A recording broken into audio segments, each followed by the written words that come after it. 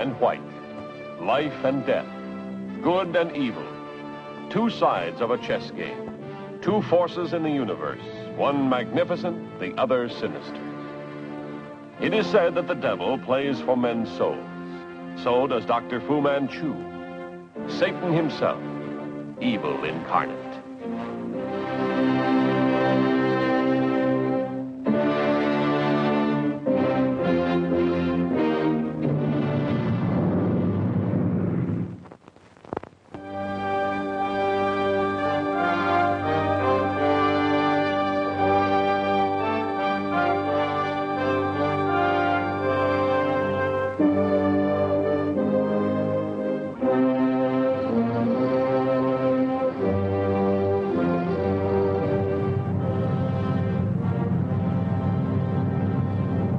Ladies and gentlemen, this broadcast is originating at the Municipal Airport in Hong Kong. During the refueling stopover, we hope to bring to you an on-the-spot interview with one of the most important men of our time.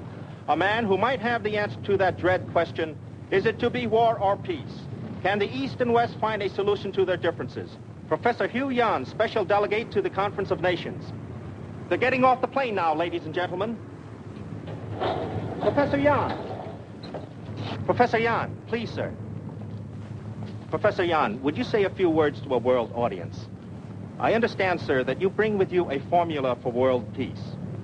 There is no formula for world peace, except as each man abolishes fear and hatred from his own heart. I understand, Professor Yan, that you have mandates from the Eastern warlords that might make it possible to end the threat of war. Well, let's put it that I have been given the power to accept the plan being put forth by the United States, should it be all that it seems. During the last war, weren't you in a concentration camp for a long period of time? 3 years. Then no one knows better than you the importance of freedom. Thank you, Professor Hugh Yan. Ladies and gentlemen, you have just heard an on-the-spot interview with Professor Hugh Yan.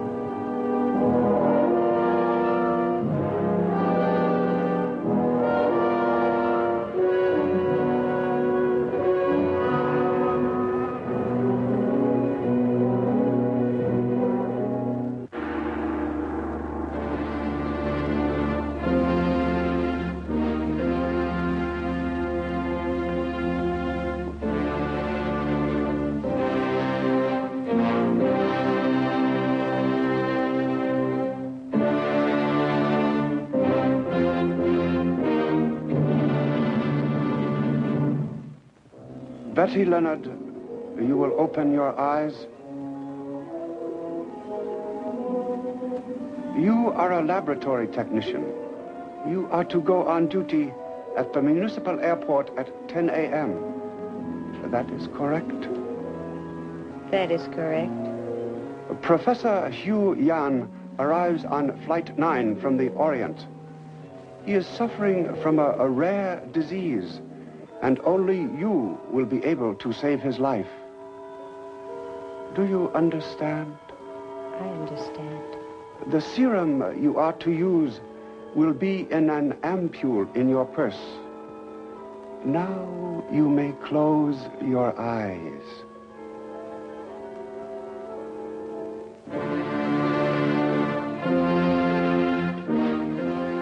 Dress her at once for the street, and see that she reaches her place of employment on time.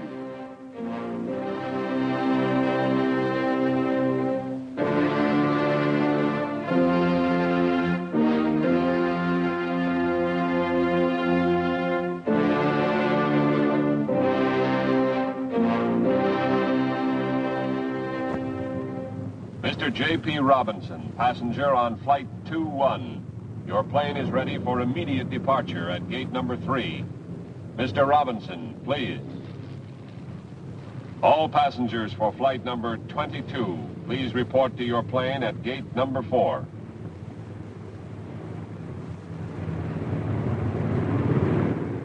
It is my duty to assist Sir Dennis in meeting the delegates and smoothing their clearance by customs, immigration, and health officials. I am John Petrie, doctor of medicine and close friend of Sir Dennis Nayland Smith, late of Scotland Yard, and now assigned as Chief of Security for the conference. Through Sir Dennis, I am presently assigned to the Surgeon General's staff. This morning, at the very last minute, Sir Dennis was called away on an important matter, and he had asked me to meet Professor Yan without him. We ran into a slight delay. The professor lacked the proper certification covering his last smallpox vaccination, one of the musts for travelers entering America. Miss Leonard, will you take the data, please? Yes, Doctor. Your name, please. Oh, I'm sorry, Betty. This is Professor Hugh Yan, my assistant, Miss Leonard. I'm very sorry about this, sir, but I'm afraid there's no choice but to go through another vaccination. All right. Let me take your case and your coat. Thank you.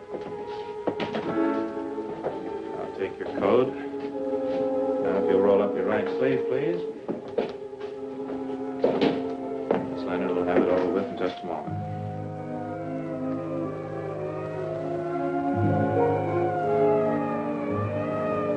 Sounds like they're coming here. Sir Dennis. Ready, Professor Yan? Wait here.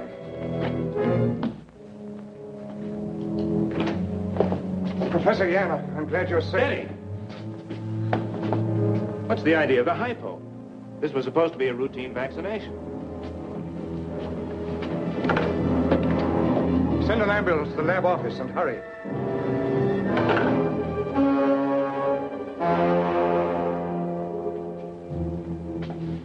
Where did you get this serum? I don't know. Somehow I knew it was in my purse. Pulse and respiration subnormal. He's now in a coma. I'll run a test on this serum as soon as possible. Only half the stuff's inside him. There may be time. I will, sir. Why, Betty? Why? Dr. Yan is sick. He would have died if I hadn't given him that serum. Well, that's crazy. Not necessarily, Petrie. Look at her, confused, distraught. You think it might be post-hypnotic suggestion? It's possible. That important phone call I received turned out to be a wild goose chase. This must be a plot against Professor Yan. Oh, the ambulance.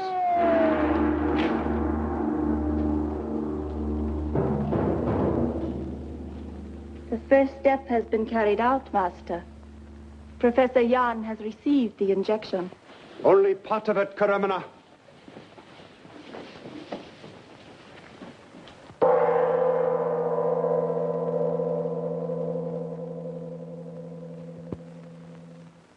Send Loader to me.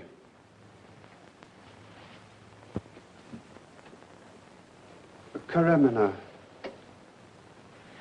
A woman is eternally unpredictable and can upset the best laid plans. As witness a woman called Eve. Yes, my lord. If there is any weakness in my plan, it is because I have made use of a woman. You sent for me, Doctor? Sir Dennis Nayland Smith has had Professor Yan sent to the receiving hospital. See to it that he does not recover from the effects of the injection he received. Yes, my lord.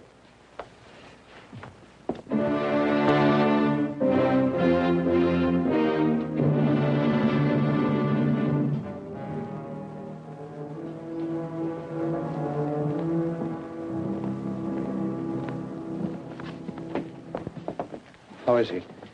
No change. I've arranged for a police guard to be with him at all times. Good. How are you feeling, Betty? As though every thought in my mind had been probed.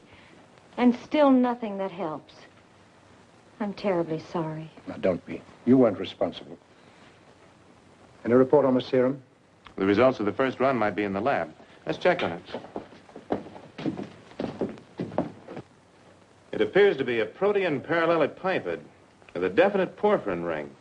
Sounds like hemoglobin, but it isn't. Of course, the report isn't complete. Well, keep on working on it. And Petrie, some psychiatry might bring out the data hidden in Miss Leonard's subconscious. You might have a try at it. I will, sir. Petrie, is there any way that... Yan.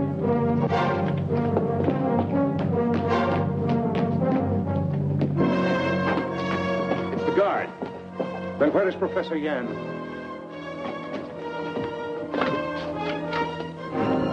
Get to the priest quickly. You have done well, Loda. Now go back to the hospital. See to it that no one completes an analysis of the serum used on Professor Yan.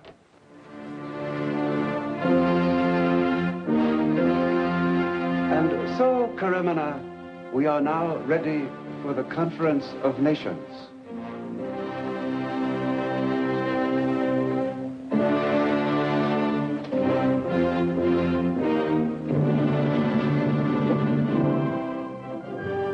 2,000 years ago, Plato said that virtue could not be taught.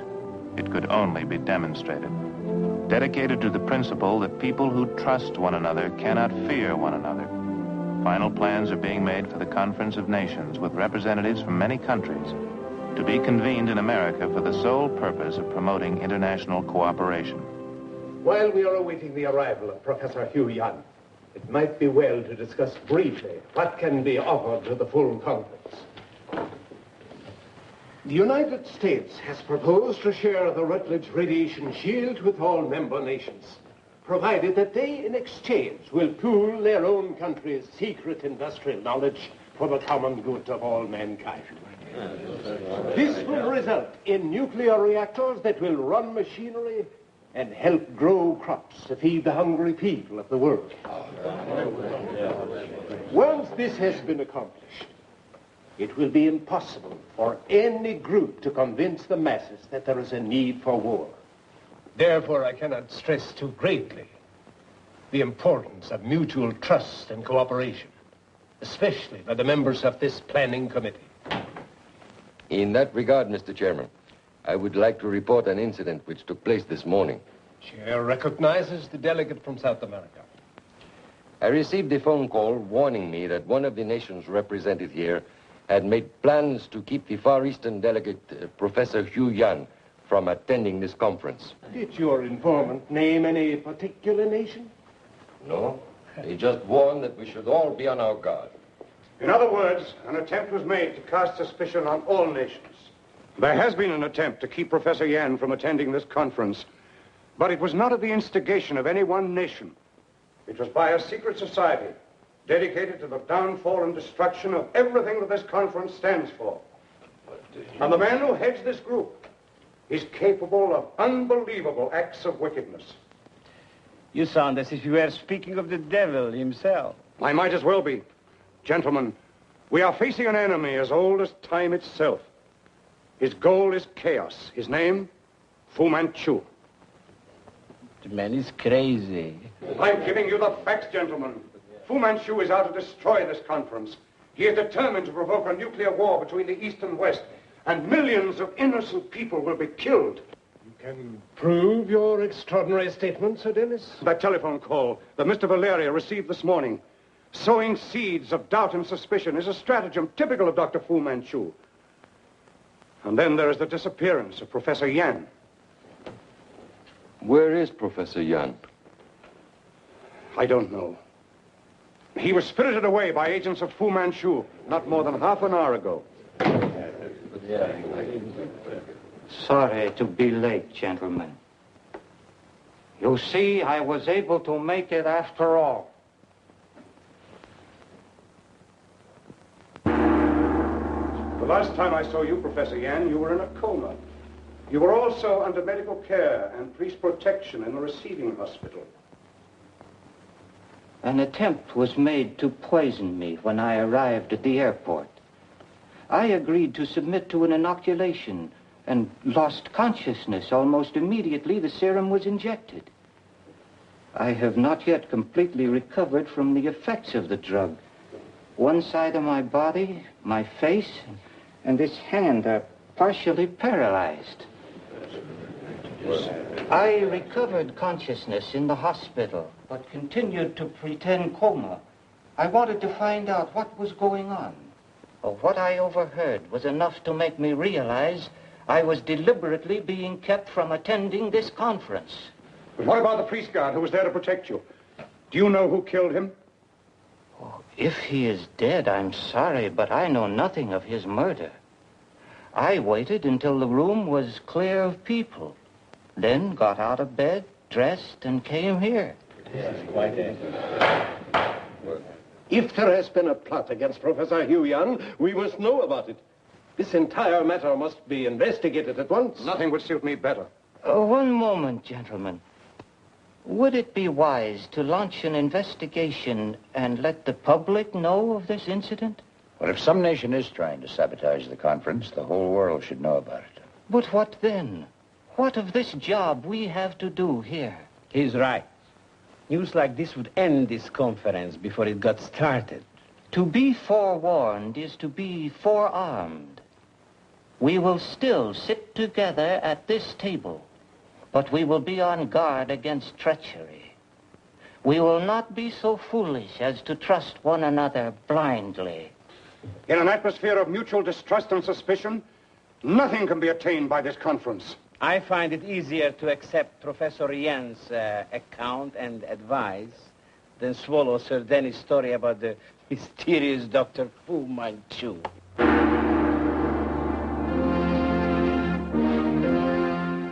Laboratory. Tests. Hypodermic. Serum. Cigarette. Match. Serum. Purse. Injection. Ampule. Ampule. Fu Manchu. Why did you say that? I don't know. Try to remember. Dr. Fu Manchu.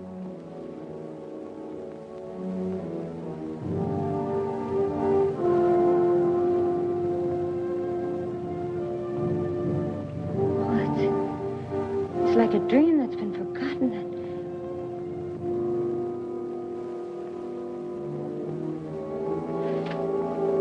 Oh, John, I'm scared.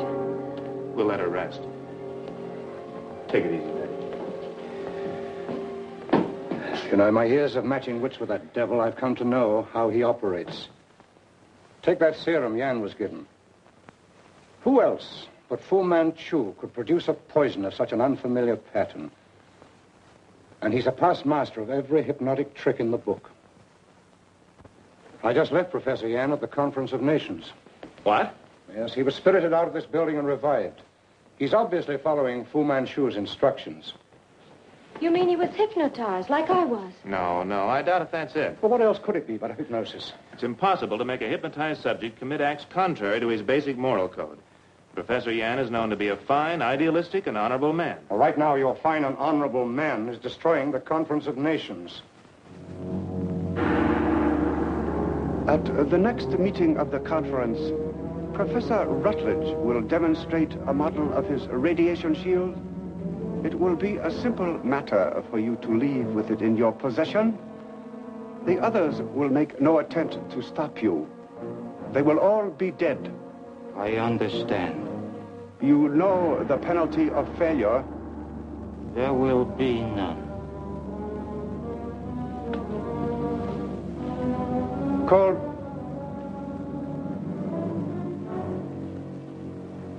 It has been reported to me that Dr. Petrie is making repeated efforts to probe the subconscious mind of the girl, Betty Leonard. We have no longer any need for her. Inform Loda she is to be destroyed.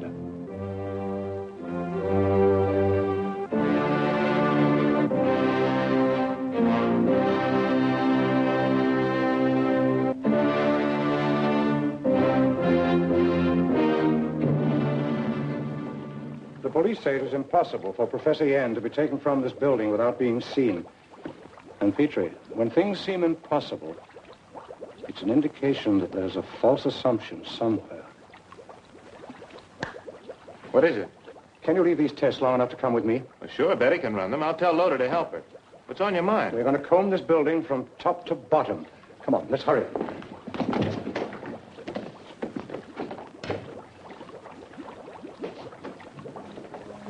Oh, Mr. Loader. Dr. Petrie wants a spectrum analysis of the residue in bottles A and B. Will you get the equipment ready for me, please? Mr. Loader.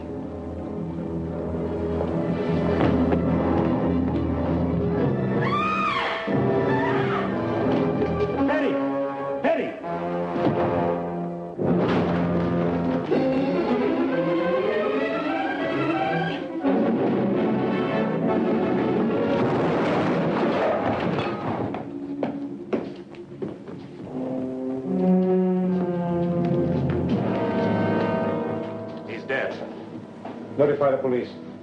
I'm going over to the conference at once. Indubitably,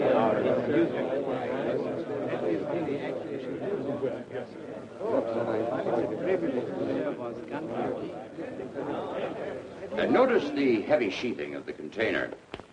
Also that one side is removable.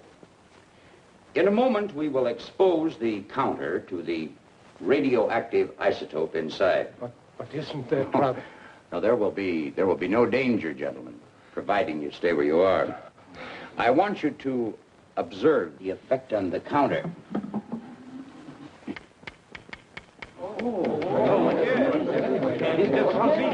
Now, the Rutledge radiation shield is, well, it's somewhat like a fast rally in a tennis match. A good player will return the ball no matter to what part of the court it is put. Well, it is merely a question of having the racket in the right place at the right time.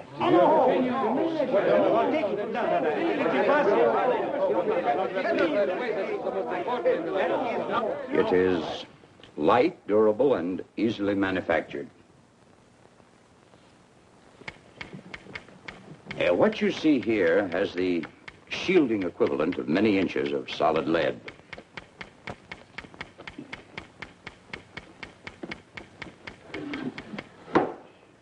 Remarkable demonstration. Why, that means that atomic energy can be made safe for use to anyone.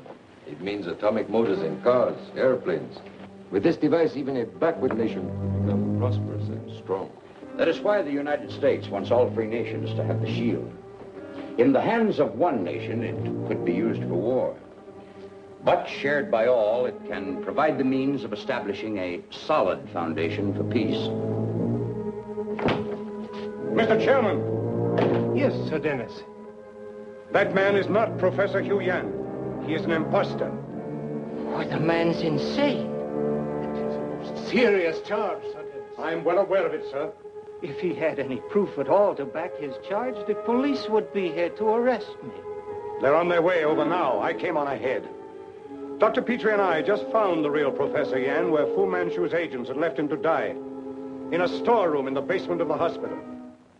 I'm glad to say that we got there in time. This is very difficult to believe. I have known Professor Yan for many years. Have you seen him since he was confined in a concentration camp? This man's paralysis is an act to cover up any differences of speech and appearance that might be noticed by anyone like you who knew the real Professor Yan. I can't understand what possesses Sir Dennis to say what he does. But I'm perfectly willing to remain here until the proper authorities arrive. By that time, we may all be dead. And he claims to be paralyzed.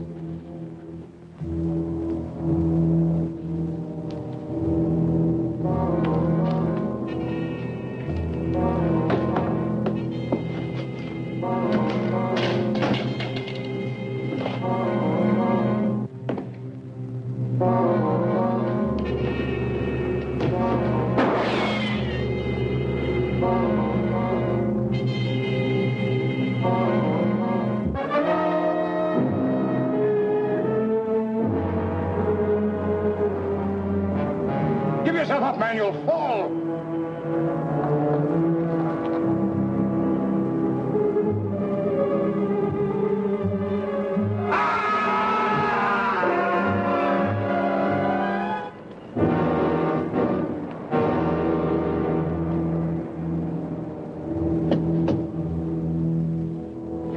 Professor Yan.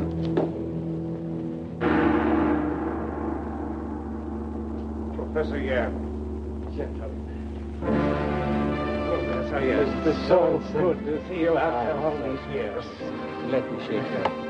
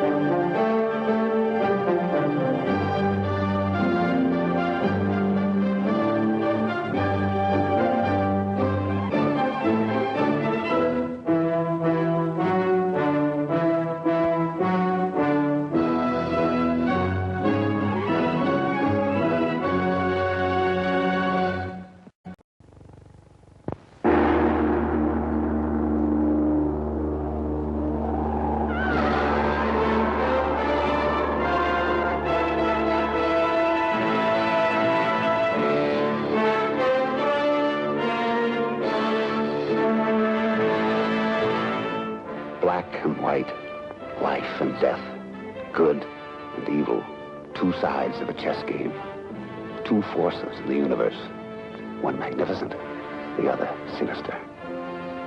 It is said that the devil plays for men's souls. So does Dr. Fu Manchu. Satan himself, evil incarnate.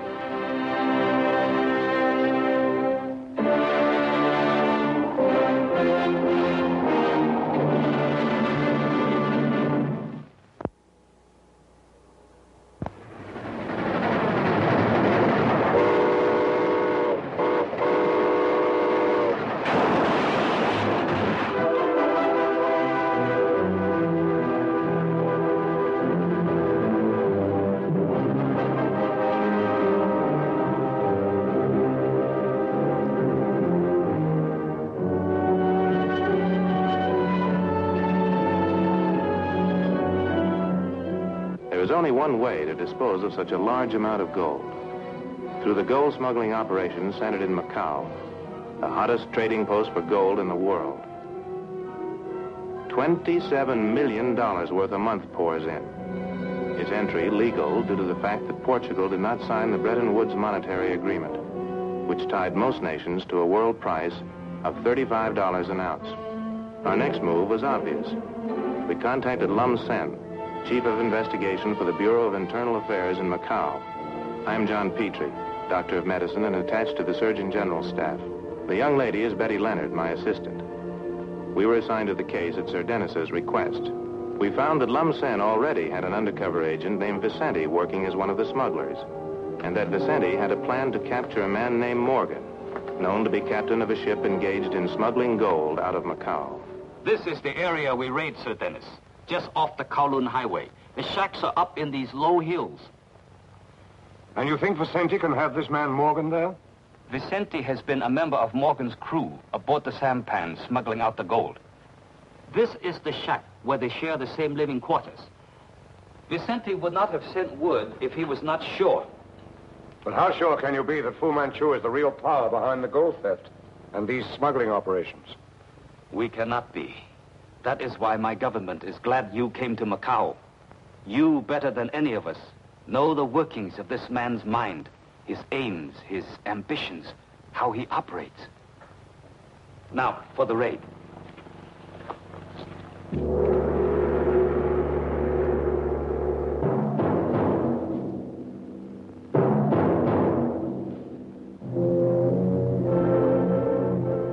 I will ask you once more. How much does Lum Sen know?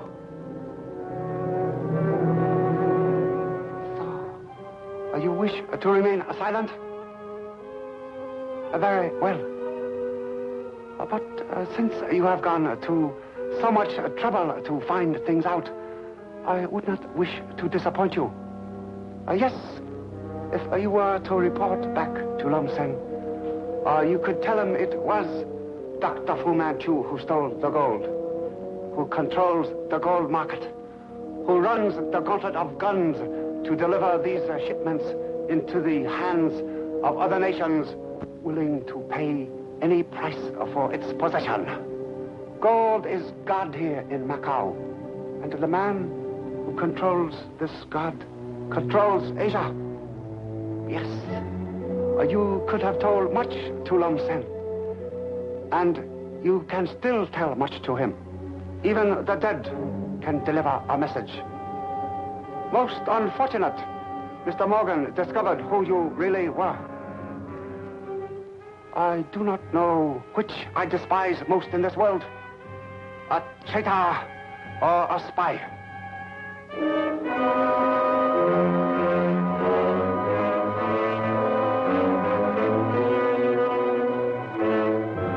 You have been anxious to cast your eyes upon my gold.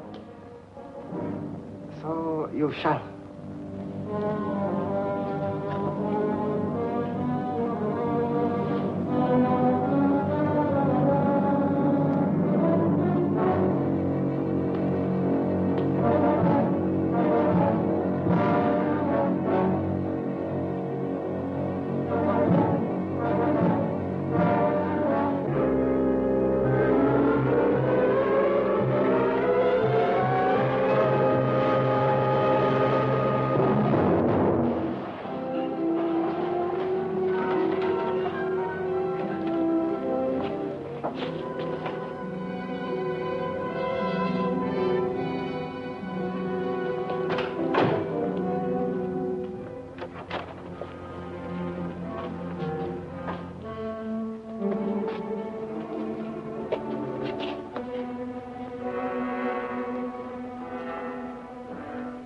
Vicente.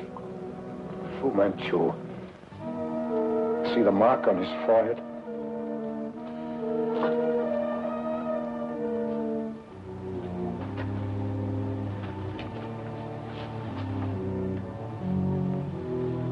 What happened here? Tell me, who are you?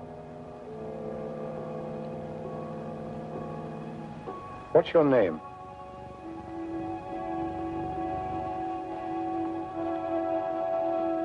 You know him? No.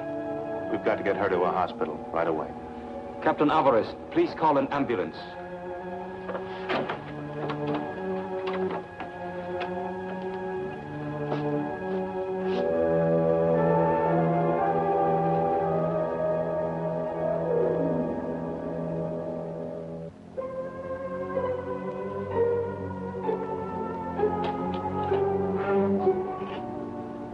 Well, what do you think?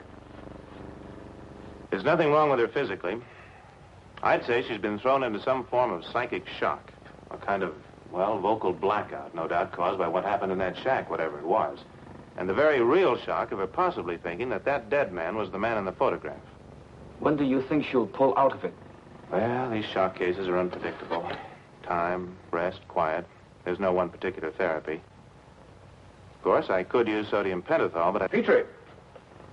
If you could unlock her mind long enough to find out who she is, why she was there, who the man in the photograph is. Right now, she's our only link to Fu Manchu. And right now, narcosynthesis might be too risky for her. No, I'd rather wait a day or two. She may snap out of it by herself. Each day we delay helps Fu Manchu, Dr. Petrie. I know. I'm sorry. But this is a human being. A life. Isn't there anything specific you know about her? Only that she's probably an American. The label inside her shoes and in her clothes give the name of a store in Los Angeles, California.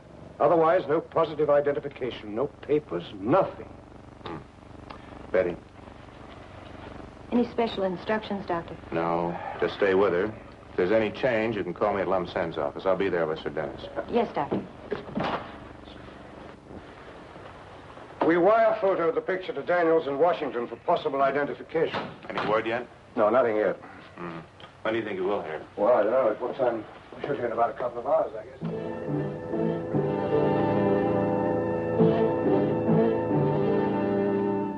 Word has just reached me that Dr. John Petrie arrived in Macau this morning.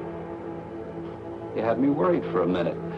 I thought the way you sent the giant running after me, something really went wrong. Well, what's the doctor here for? To pay her a house call? Mr. Morgan, your friends may die laughing at your humor, but I think I prefer just the reverse reaction. No harm meant. I didn't know you were touchy. I am very touchy, Mr. Morgan. I am especially touchy because of what is at stake. But perhaps you cannot see beyond the color of a few bars of gold. To each his own. Happens to be my favorite color. Very droll, Mr. Morgan. But unfortunately, Sir Dennis and Dr. Petrie do not share your point of view. They found a woman at Vicente's. A woman? Up at the shack? In a state of shock. She was unable to speak. She must have come there just after you brought Vicente's body back. She may have seen you, or perhaps not. A woman? Do they know who? I do not think so. But when she recovers, she will talk. And who knows what she will be able to say to them. And that is where you come in, Mr. Morgan. You will see to it that Dr. Petrie's patient will not recover.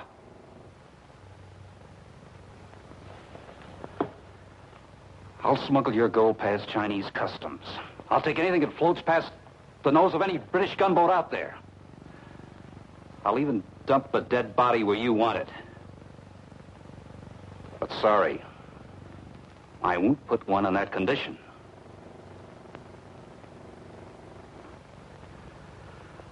Well, look, when I was a little boy, my mother always used to tell me it isn't nice to go around killing people. A noble woman, your mother, Mr. Morgan. But it would pain me to see you die for something you would not do. Poor Vicente. You understand?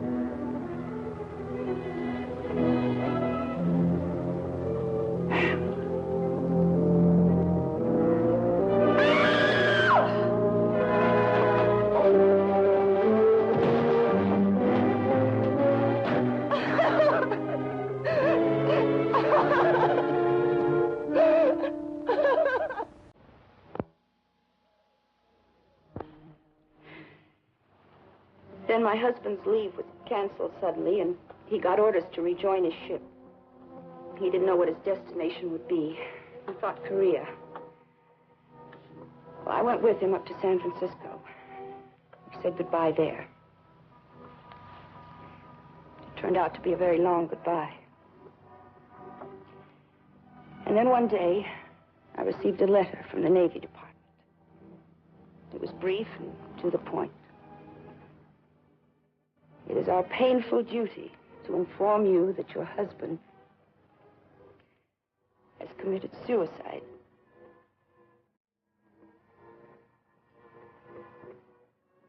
Well, I couldn't believe it. Philip wasn't the type to commit suicide. So I made further official inquiries. And? And I was told that nobody official ever sent me that letter. But officially, I was told that Philip went before a court-martial and was found guilty.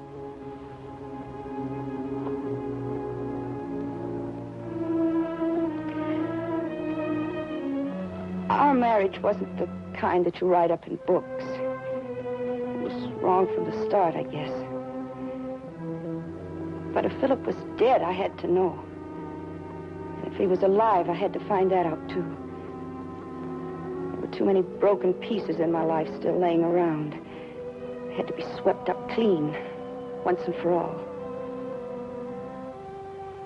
So I telephoned, I wrote letters. I went to see his shipmates, his friends, anybody, anything I could think of to try to find out what really happened, where he was. And then I ran into an old shipmate of his who'd seen him. And the trail ended here, at that shack. I went in. I saw the body lying there.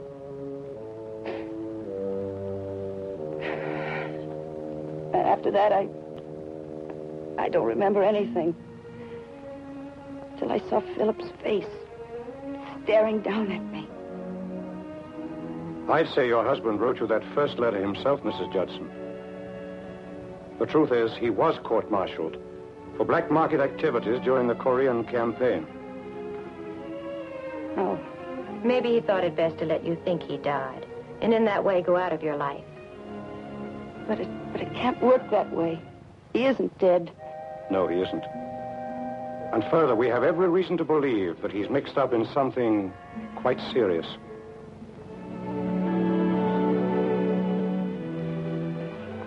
Did he kill that man? We don't know. But your husband does know you're here now. And we have a feeling he's going to come back again. You mean you think he might come back and try to kill me? He's a desperate man, Mrs. Judson. Won't you please help us? He's our one link to what we must find out. He's my one link, too. And the woman, found in the shack off Kowloon Highway, is still in a state of shock and unable to speak. Police are withholding names of suspects for the time being. This woman must be silenced, Morgan.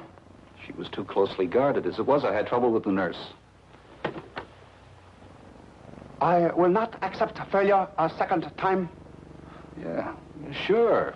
You will be ready to sail tomorrow night with a shipment that will be met at a point along the coast of Indochina. I will tell you at what point just before you leave. You gave the orders.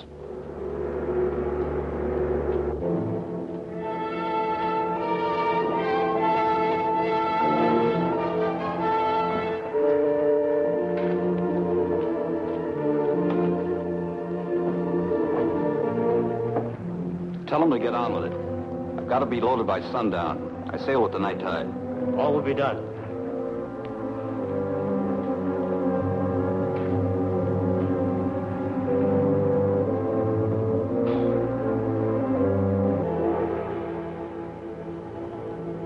Any plans to sail with the night tide, my lord? I could not race quickly enough to inform.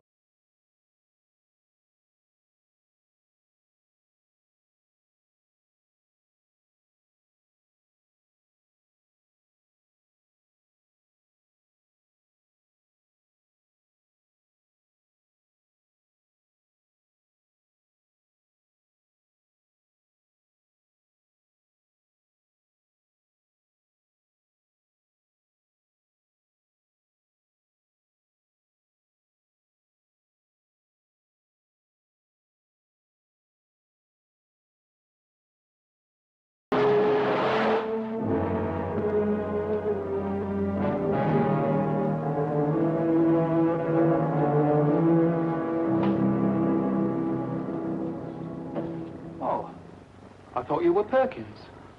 He's up in surgery. An emergency case. They asked me to take his place. American, aren't you? Macau. Just one big happy melting pot. Well, she's all yours.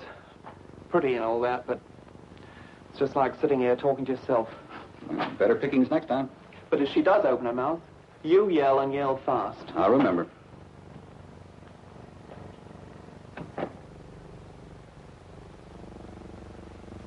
Phil. Anne. Shh. Oh, Phil, I knew you'd come back. I knew it. I've been lying here pretending I couldn't speak, counting the moments, knowing you'd find some way to come back to me. Phil, I've been hearing them say the most terrible things about you. That you're mixed up in something very bad. That you even killed a man. Did you, Phil? Oh, did you? Anne, were they waiting for me to come back here? To walk into their arms? Are they waiting out there now? Yes.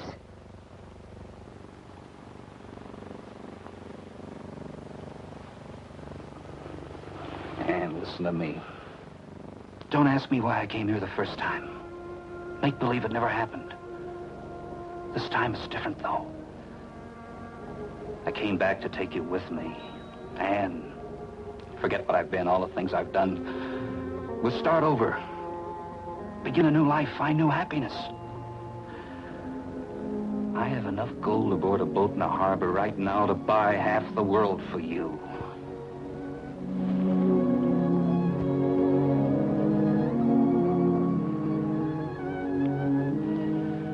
And I want you. All this time I never knew how much. I'll change, darling. I'll make up for everything. I'll go with you, Phil.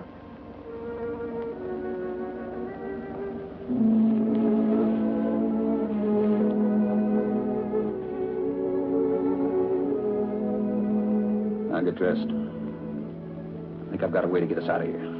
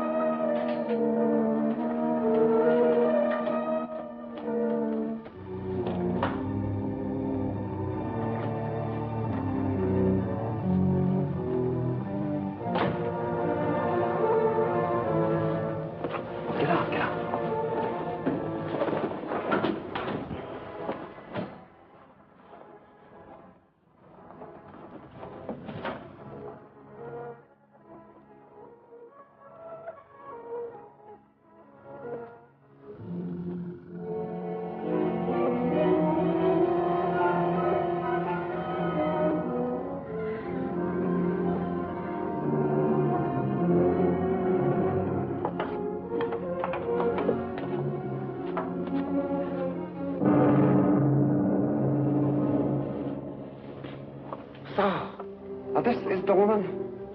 Thank you for bringing her to me. You have saved me so much trouble. I could never have gotten out of the hospital without her. A very clever disguise. But you are clever at disguises. Like loading gold into coal baskets. I had a tip they had our boat spotted. I figured there was nothing suspicious about a bunch of coolies loading coal onto a Chinese junk, so I figured I'd let you know in time. Did you also figure on letting me know you are sailing tonight? No. You cannot see beyond the color of gold. You heard me tell Vicente there are two kinds of people I despise most in this world. Spies and traitors. You are a greedy traitor, Lieutenant Jelton. You know that? Yes. I have known all about your past. Your black market activities, your court-martial, your marriage. A woman must hate or love a man very much if she will go to the ends of the earth to find him. I pity you if it was love that brought you here. It wasn't love. You didn't really think you could charm your way back into my life, did you, Phil? I cried too many tears over you. I'm all cried out. I knew you were just using me to try to save yourself. And you don't think we left that hospital without being followed, do you? They let him take me out of there. They'll be here before you can set foot on deck. I must be slipping, I guess. We're just getting older.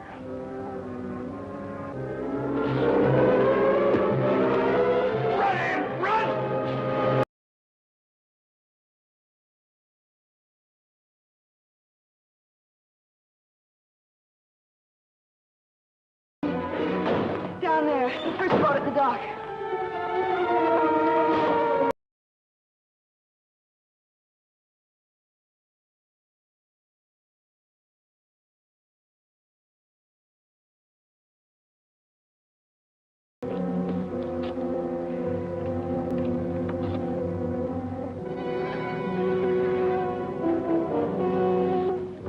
Have your men set up blockades at all possible points of escape.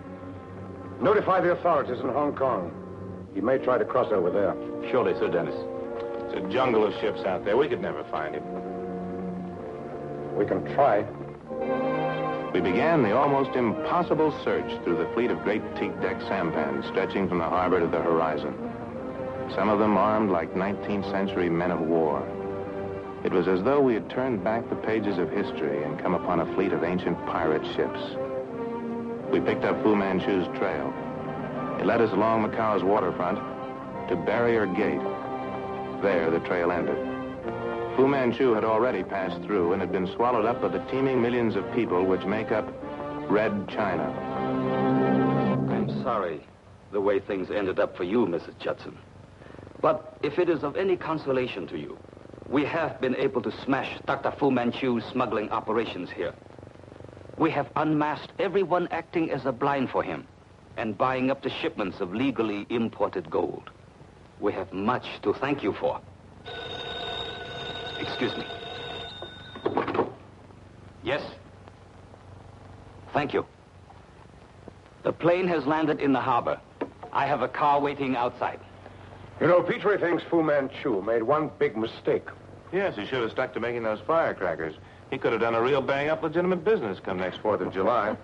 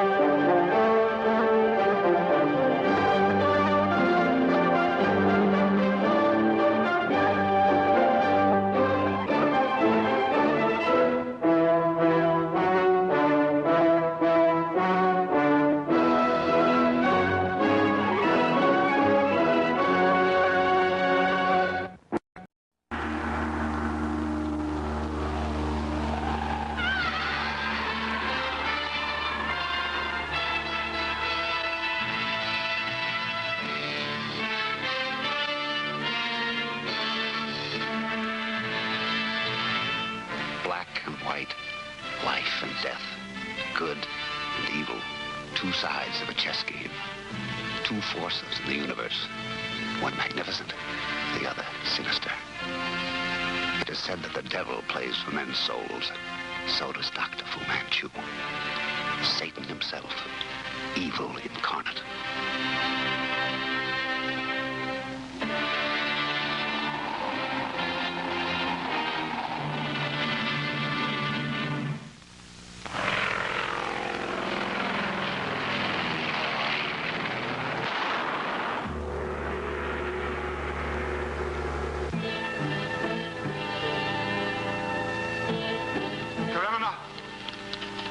Mighty.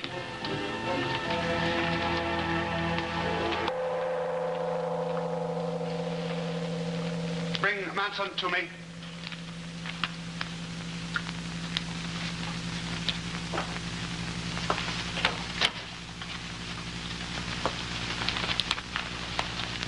You see, James LeConte is dead, as I planned, and everyone thinks his death was accidental. It was as I told you it would be. Yes, sir. And now to proceed with the rest of my plan. I purchased the stock in Argosy Chemical that you told me to. It's in my name now. As soon as they have a meeting of the board of directors, I can vote for your man. I cannot truthfully say Alexander Baldwin is my man. Because of the stock he inherited, Mr. Baldwin is already an executive in corporation. He is not a man to be influenced by threats or undue pressure. However, he has a weakness. He is determined to become famous as a promoter of universal harmony. For several years now, he has been active in various movements to further world peace. It is this phobia of his you must cultivate in making arrangements with him. I believe I understand. Argosy has a monopoly on the production of certain chemicals which are essential in the manufacture of military explosives. Control of Argosy's distribution is worth millions. Through Mr. Baldwin, I intend to have that control.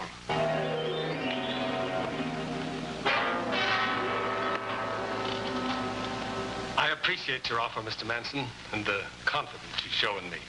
Well, I'll be very happy to help put you in a position where you'll have more opportunities to carry on your good work. And not only for Argosy Chemical, but for your efforts in behalf of world peace as well. You know about that? Well, frankly, that is what caused my interest in you. But we must understand each other. In return for my helping you into the presidency of Argosy Chemical, I want you to promise that the corporation will stop operating as a, shall we say, merchant of death. What do you mean? Weren't the foreign munitions makers referred to as merchants of death when they armed Germany before World War II? But we sell only to friendly, non-aggressive nations. Can you guarantee they will always remain non-aggressive? You know you can't, Mr. Baldwin. And so I must insist that the corporation stop selling to munitions makers of any country. Very idealistic, Mr. Manson, but hardly practical. We must dispose of the chemicals we manufacture. Recently, on a trip to Brazil, I learned of a project started there of clearing vast tracts of jungle for cultivating to farm crops. The work will require large amounts of insecticides, weed killers, and fertilizers, most of which can be made from chemicals you are now selling to munitions plants. Farmers simply cannot pay our prices. In this case, they can. I have a tentative contract here from one of the largest chemical distributors in Rio de Janeiro. They have agreed to buy Argosy's entire output for the same price you are now getting from England. This is amazing, Mr. Manson. Truly amazing, Mr. Baldwin. And there's no reason why the next president of Argosy Chemical can't accept this contract, is there? No. No, none at all. Argosy Chemical announced the election of Alexander Baldwin as president at the stockholders' meeting held yesterday. He will replace the late James LeConte, who was killed when his plane crashed last month. So much for England's war effort. I'm John Petrie, doctor of medicine, attached to the Surgeon General's office. The young lady is Betty Leonard, my assistant. When anything happens to upset anything as important as Britain's munitions industry, the man most likely to be called in is Sir Dennis Nayland Smith, late of Scotland Yard, but now, well, on a roving assignment. As yet, we can't connect Fu Manchu definitely with Mr. Baldwin. But we keep close watch on agents known to have worked with Fu Manchu. And we've learned that a certain country behind the Iron Curtain has commissioned one of these agents to purchase large supplies of chemicals from the Argosy Company. For what purpose? To be used in their war effort against the West, of course. So it appears that those chemicals which are no longer sent to England are now being diverted to another customer, a potential enemy, through the hands of Fu Manchu. Now, our problem is to find this out definitely. And if our suspicions are correct, to stop it. Now, you have this agent of Fu Manchu's under surveillance? Yes. One of our agents followed him to Rio de Janeiro. A few days later, our man was found dead, with the mark of Fu Manchu burned on his forehead. Good heavens. Petrie, you own stock in the Argosy Company, don't you? Well, yes, a little. And Baldwin was a patient of yours when you were in private practice, wasn't he? Yes, as a matter of fact, we've always been quite friendly. But who told you? Well, we have a complete file on Mr. Baldwin. Then you must know he's a completely honest man. He wouldn't deal with Fu Manchu, and he wouldn't sell out his country either. His record would appear to bear that out, Betty, and yet he's canceled the English contracts. Why? I've also purchased shares in the Argosy Company, and as interested stockholders, we shall pay Mr. Baldwin a visit and find out the reason for his company's sudden change in policy. That's a good idea. Why not take Betty with us? She always had a calming influence on the old boy. Well, the feminine touch is always helpful. So you see, Mr. Baldwin, Sir Dennis and I feel that, well, we have the right to ask why this sudden change in policy. And I'm very happy to tell you. Instead of being used as potential instruments of war, Argosy chemical products will help grow food for a hungry world. You mean they'll be used in agriculture? Exactly. Preposterous. No farming industry could afford such prices. And you should know it as a businessman. Are you accusing me of underhanded dealing? Now, Mr. Baldwin, of course he isn't. He's only suggesting that those chemicals could be transshipped to other buyers without your knowledge. It is a possibility. Impossible. We ship directly to our agent in Rio de Janeiro. Rio de Janeiro? Yes. And he sends us a record of sales and deliveries. Now, if you'll pardon me, I'm very busy.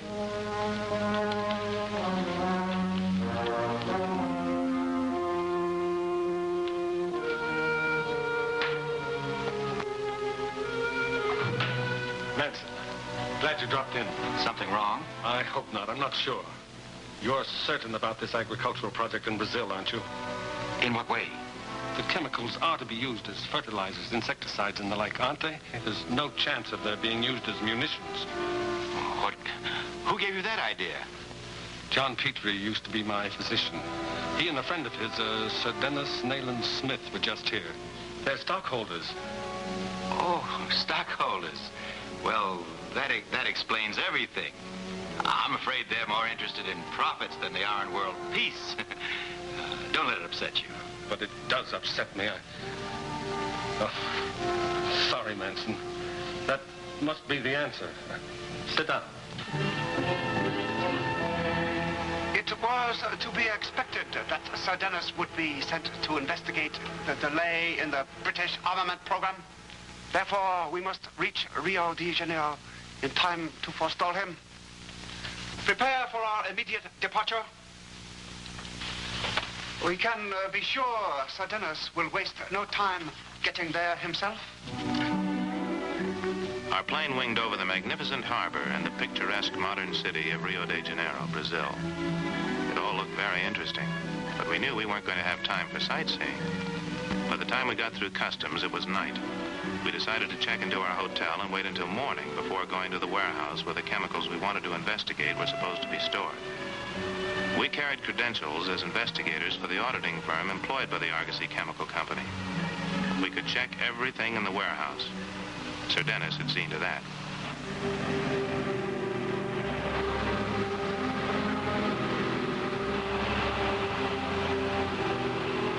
Is them all right? Yes, I'm sure it is.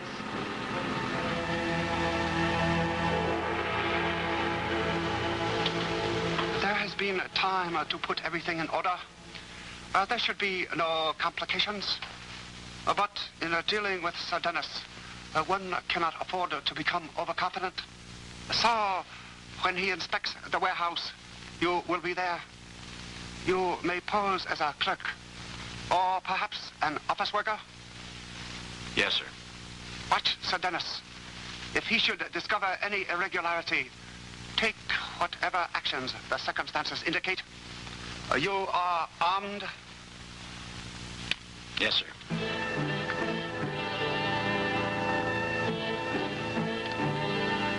The invoice is checked with the shipping records, Mr. Gonzalez. So apparently all the consignments are still in the warehouse here. Nothing can be shipped to the project till the end of the rainy season. So the contents of the warehouse should check with these figures. Oh, they do? Well, we won't try a complete balance, but we'd like a sample check. Of course. Every shipment is stacked in a separate block so that everything can be easily counted. Manson, bring the inventory diagram. This way, gentlemen.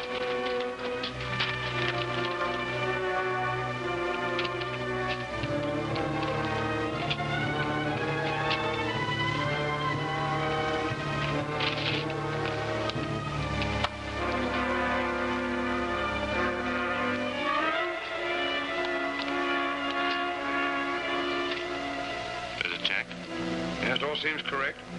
Well, I think that's all we need, and thank you very much, Mr. Gonzalez. Not at all, senor. Thank you. You are certain Sir Dennis has no suspicions? He said he was satisfied.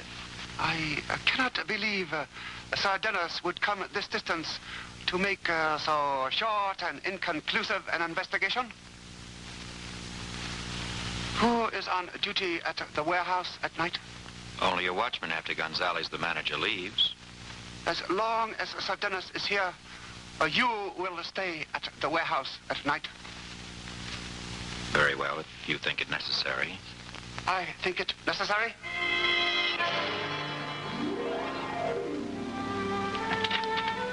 Come on in. Hello, Bertie. Hello, Betty. Well, tell me. Well, I thought we'd draw on a blank, but our eagle-eyed friend here managed to spot a clue. One of the crates supposed to contain chemicals had an extra line of nail holes, as though it had been opened and then nailed up again. Which could mean that the chemicals have been smuggled out and the crates left behind to make the invoices balance. Well, why do you say could mean? Why didn't you call the police and find out for sure?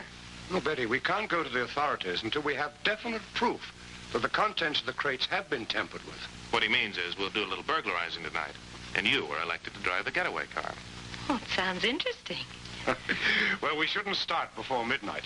Let's have dinner. We'll see you downstairs in a half an hour. All right, I'll be there. So long, Betty. Goodbye.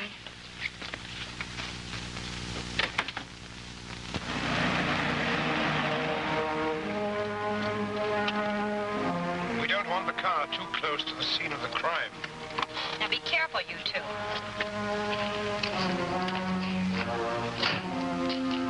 We won't be gone long. I hope.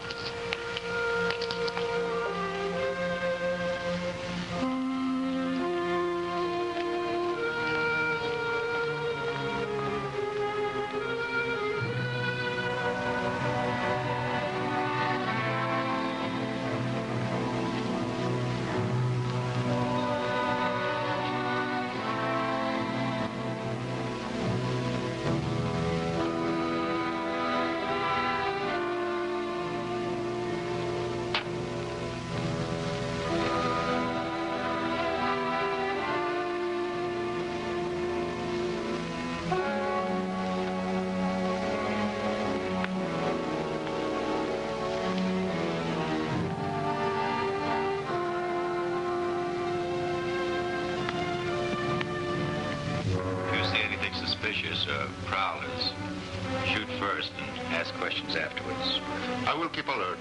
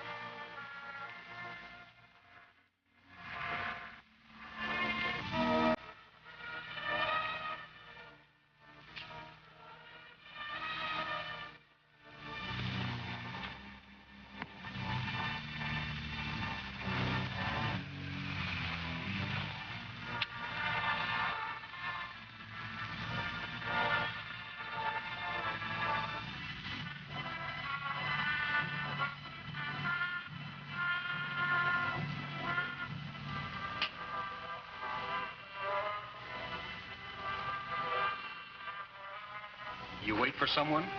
Yes, my friends went into that cafe. That is a bad place. There is often fighting and trouble. Well, you know American tourists. They always want to see everything, even the tough places. It is not good that you wait here alone. I will stay with you until they return.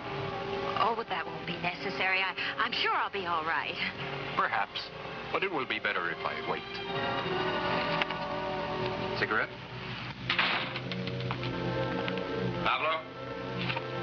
sir?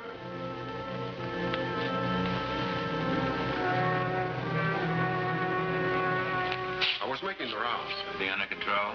Very quiet, sir. Good. The smoke break.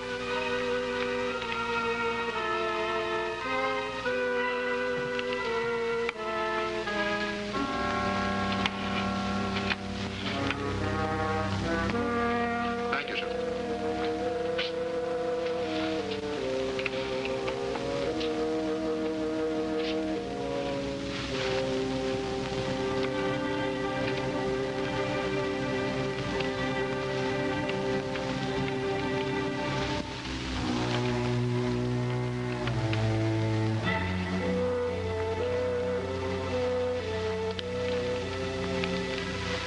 Boy, this is dirt. Just plain ordinary dirt. That's all the evidence we need. All right, close the lid.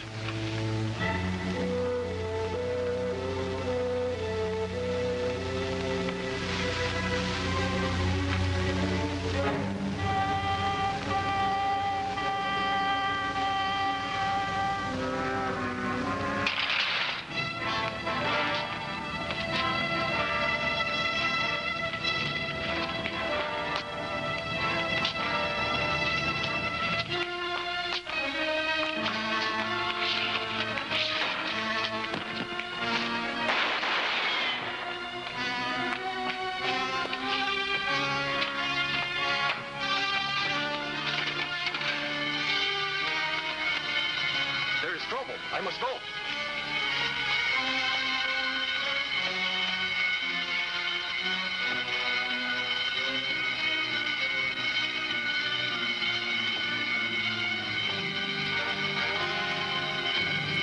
Burglars in the warehouse.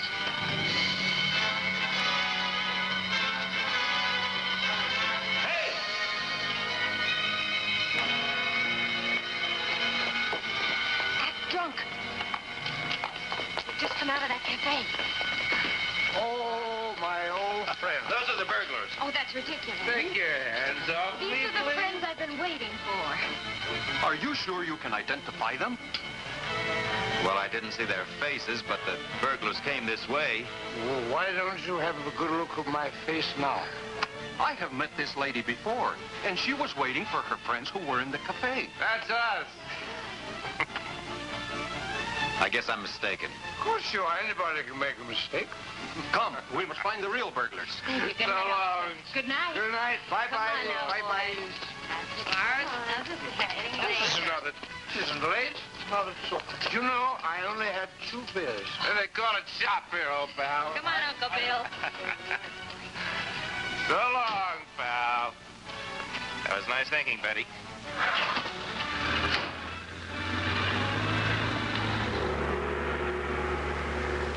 I had to let them go. The officer was standing right there, and I knew you didn't want any publicity. You handle the situation properly. But now you must act quickly.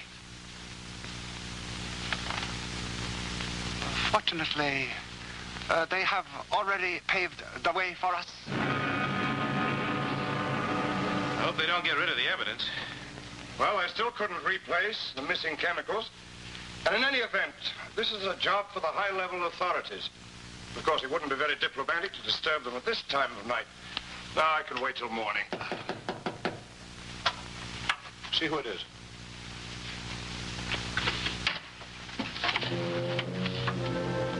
Where's Miss Leonard? What do you want of her? Fu Manchu has authorized me to make an offer. A plan that will clear up this situation to the satisfaction of all of us. But Miss Leonard is involved, too, so get her here. At once. Well, we can't just... I suggest that you do it. Now. Without mentioning to her why you want her.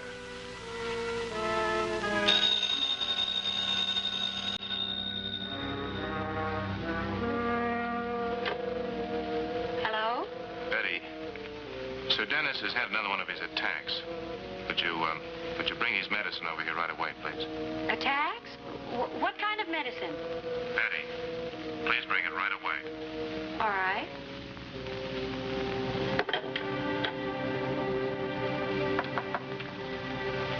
Come in. Shut the door and get over there with them.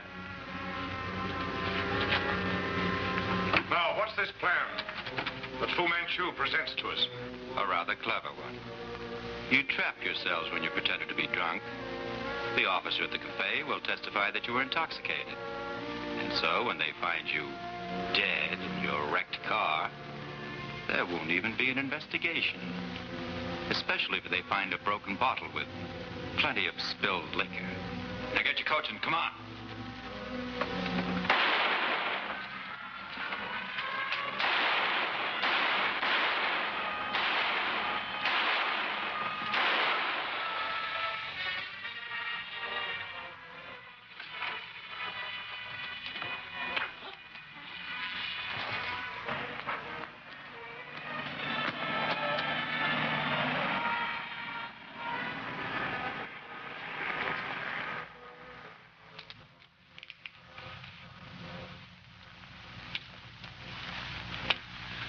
Catch him, but I got a pretty good description of the car. It's an older model black Lincoln Zephyr. License number 5000724. You better call your office. Betty, did you have anything to do with the arrival of the police? Well, John said you'd had an attack, and I know you're not sick, so I figured it must be some other kind of attack. Good girl. Anyone for coffee? I am, for one. You fool! Driving here directly from the hotel. Even the stupid police will be able to trace you. I had to. I'm badly wounded. Kolb!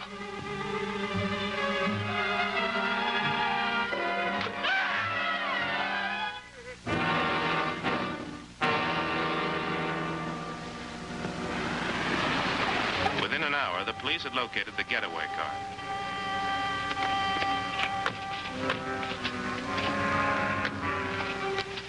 Manson had been wounded, and a trail of blood led us into an apartment building.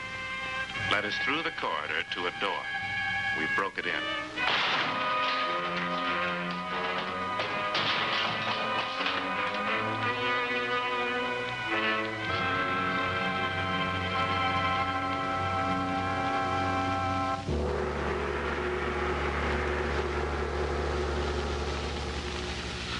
I can't tell you what a terrible shock this has been to me.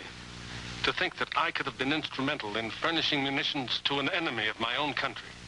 Maybe it was a fortunate mistake. Because of it, we were able to break up Fu Manchu's South American organization. Well, from now on, I'll be very certain our products go only to friendly nations. I don't know how to thank you people enough. The resumption of your shipments to England will do that for you, Mr. Baldwin.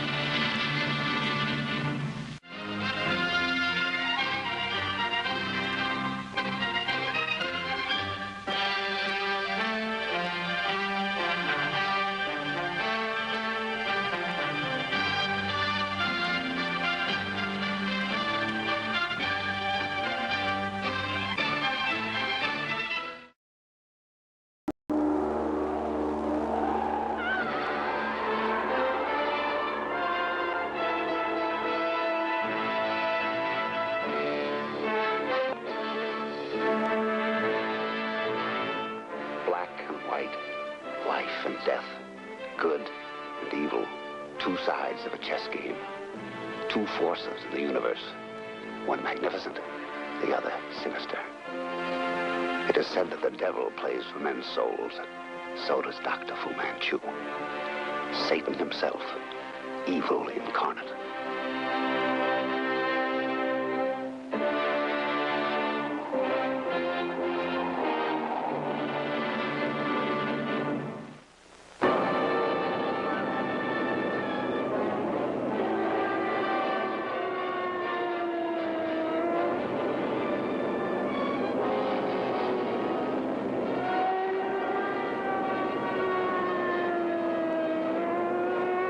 Attention.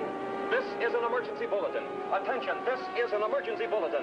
A-bombs have struck Seattle, Los Angeles, Akron, and Milwaukee. The locks of the Panama Canal have been demolished by an atomic missile. A total of 61 American cities are reported under attack.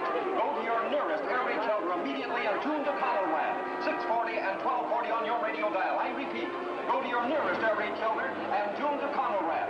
640 and 1240 on your radio dial. Are you out of your head, man? Turning the traffic that way? Sir, I was only following orders. What orders? All traffic on this street was to proceed south to the avenue, and then west. You turned the traffic east. But that's what I'm supposed to do under the new instructions. What new instructions? All previous orders have been countermanded. By whose order? I don't know, sir. I was told only 3 minutes ago by Chief Deputy Warden. Headquarters knows nothing about any change. You say a chief deputy warden gave you those orders? Yes, sir. He just headed east in an official station wagon, number 6.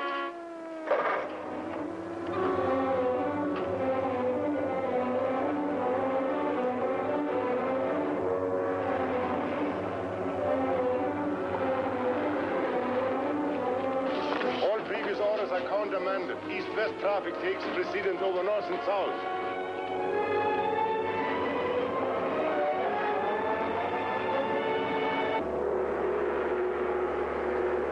You are late, Karamana. You have kept me and Mr. Rudick waiting.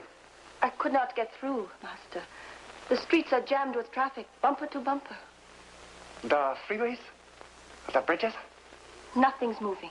The freeways are choked. So traffic is pouring onto bridges that are already clogged while others are empty. Yes? It would seem that the master plan to evacuate the city in a matter of moments has failed. Go out there and find our friend. Tell him he shall be rewarded. Yes, Master. That was Dallas, Master. Agent M2 reports complete panic and chaos. Dallas, Chicago, Atlanta. In every large city, the evacuation plans have failed. Well, now watch the stock market fall as word of this failure spreads. Tomorrow, they will throw their stocks and bonds on the market. Fear will cause them to sell their homes and flee from the cities. You have followed my instructions about my own securities? They are being sold short on every exchange in the world at this very moment, Master. By tomorrow, you will have made millions.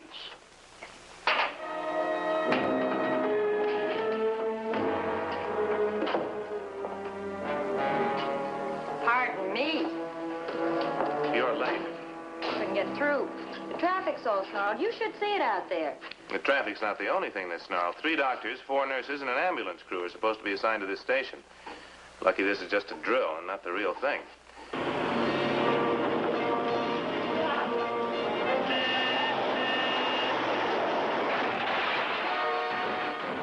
It was right outside. I'm all right. There's somebody inside.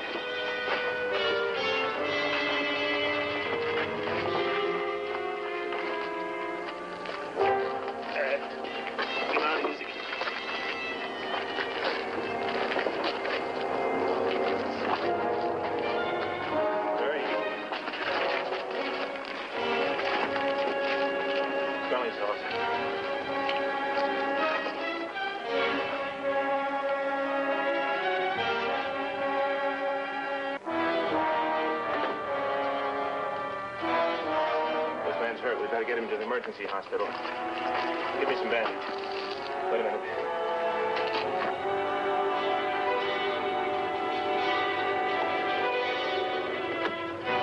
All right, let's take him into the emergency station. Someone must have called an ambulance. All right, put him down here. We'll wait for the ambulance. Yes, sir? Doctor, where are the 2 men who were in that wrecked car outside? We sent one of them to the receiving hospital. The other one wandered off before we could determine his injuries. They sometimes do that with a concussion. They don't realize they've been hurt. The police are looking for him now. You say you sent one man to the receiving hospital? Yes, the ambulance arrived almost immediately before we even put in a call. They were certainly on the job. He was one of your chief deputy wardens, wasn't he? Yes, so I understand. And then what happened? Oh, I don't know. There were people all around Jalma. I couldn't tell whether he was dead or just knocked out. I knew they turned to me next, so I got away. Leaving Jalma in their hands? You have ruined everything, idiot.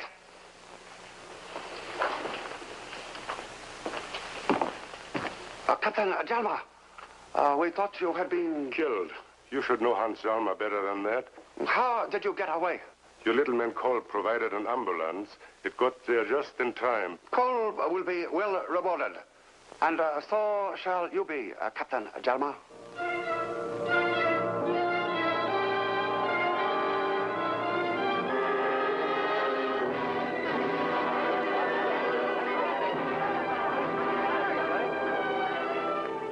So, Dennis, when you were in British intelligence during the war, did you encounter any enemy sabotage of civilian communications and traffic behind the lines? Yes, I'm afraid I did. How was it done?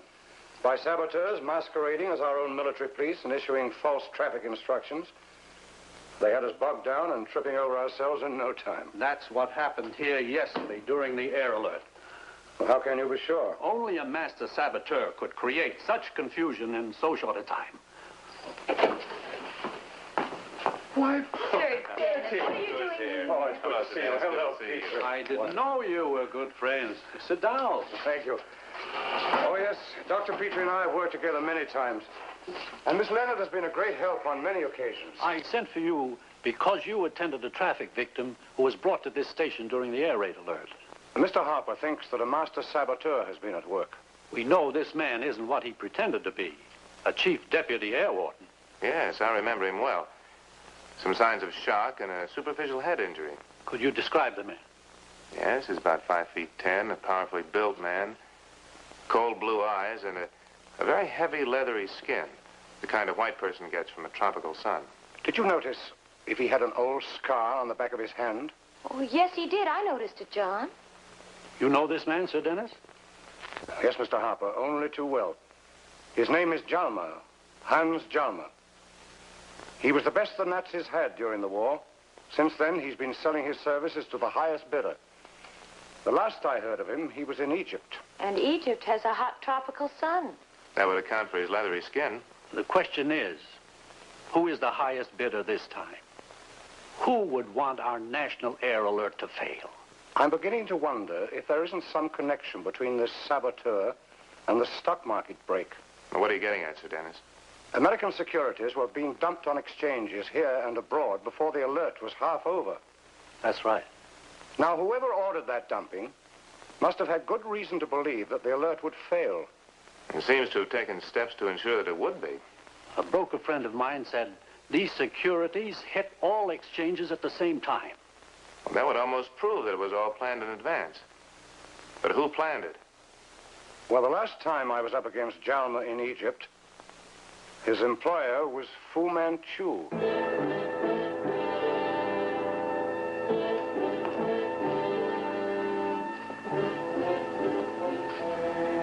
The market is leveling off, Master. I think the confidence is returning and that it will soon rise. Do you wish me to start buying back? No, Rudik. As I told you, we have just begun. We will create such a panic that will make the year 1929 seem like the breaking of a child's toy. But first, we must create a favorable atmosphere for disaster. What the American people call the jitters. This might be in order. Mr. Rudik, you once told me that the Free Nations maintain several bureaus which scans all newspapers printed behind the Iron Curtain. That is true, Master.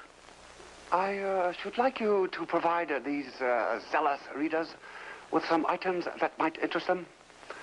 The first to the effect that a leading scientist behind the Iron Curtain has just been awarded the highest decoration his country bestows in the field of radar research? Consider it has already been done, Master. Then, a few days later, there should be another item. This one stating that a military aviator of this certain country has just been decorated for extraordinary aerial reconnaissance.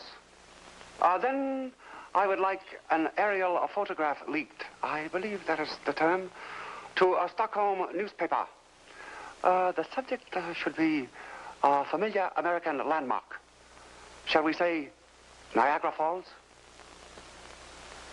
That is all, Rudick. Yes, Master. Only one conclusion can be reached. That in some way and manner, unknown and still disbelieved by our military authorities, the radar defenses of the Northern Hemisphere have been penetrated. Now, the Senate is demanding an immediate investigation. There are charges being made that billions of dollars of the taxpayers' money have been wasted on a radar defense which is inadequate. Fu Manchu is behind this. He's trying to create another world panic. Surely you don't believe any of it. Of course not. 2 small items in foreign newspapers, and the world jumps to the conclusion that the defenses that have cost this nation billions of dollars are obsolete. Nonsense. What about that aerial photo of Niagara Falls that was published in the Stockholm newspaper? A cleverly doctored fake. Well, I certainly hope so.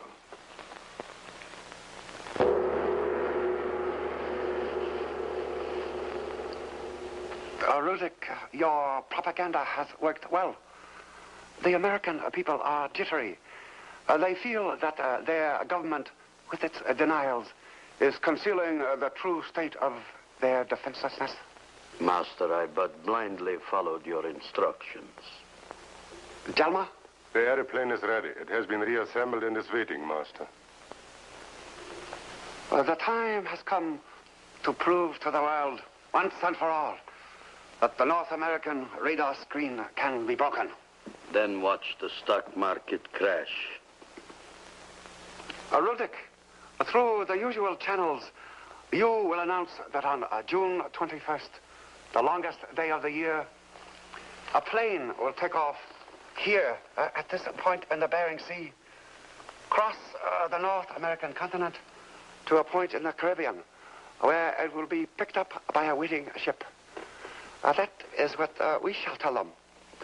They will think that the plane has penetrated the first 2 radar rings.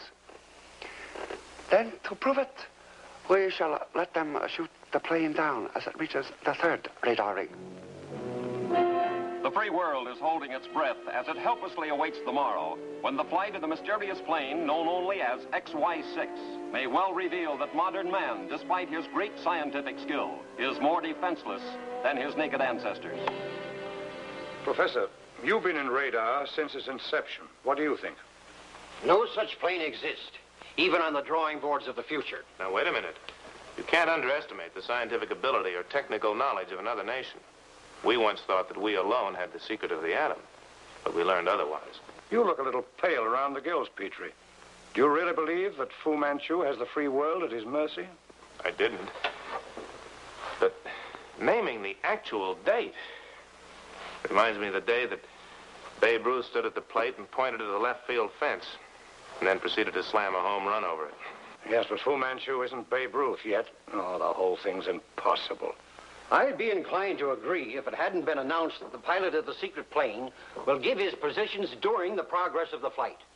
As you know, it's very easy to check a radio position. I still say the world is being duped. Well, by tomorrow noon, we'll know. By tomorrow noon, we'll know no more than we do now. And there'll be a panic such as the world has never known. And millions of Americans will be bankrupt. Hello? Oh, yes, Inspector. This is Dr. Petrie. I see. Right, thank you very much. That was the inspector. The Toronto police just reported a cold lead. A man resembling Jalmar in appearance was seen a week ago at the Toronto airport. A week ago? He booked passage to a small village named Lac Laval. Lac Laval? Petrie, we're going to Lac Laval. But the lead's a week old. If he was there then, he's bound to be gone now. But look, it's just a few miles north of the last radar defense ring.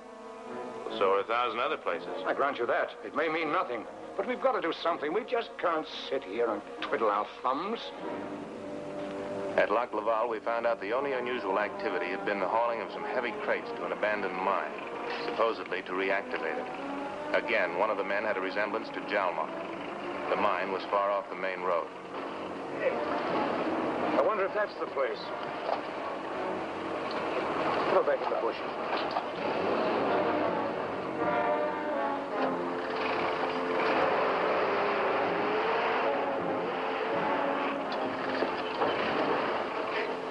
The pilot of XY6 has just reported his position as 142 degrees and 16 seconds west and 65 degrees 27 seconds north, which means that the secret plane has passed through the first radar defense ring. Hundreds of shortwave radio operators picked up.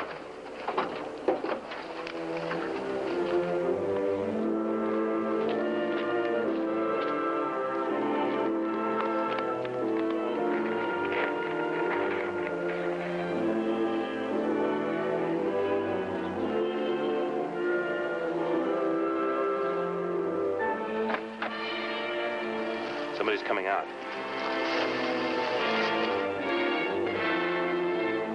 One of them is Jalma. And the other in flying clothes. Ever seen him before? No, but it can only mean one thing. They've got a plane hidden out there somewhere in the bush, and they're going to run out. Fields will drive you to the plane. Warm up. When you hear the XY6 announces that it has passed through the second radar ring, wait exactly 20 minutes, then take off. Got that?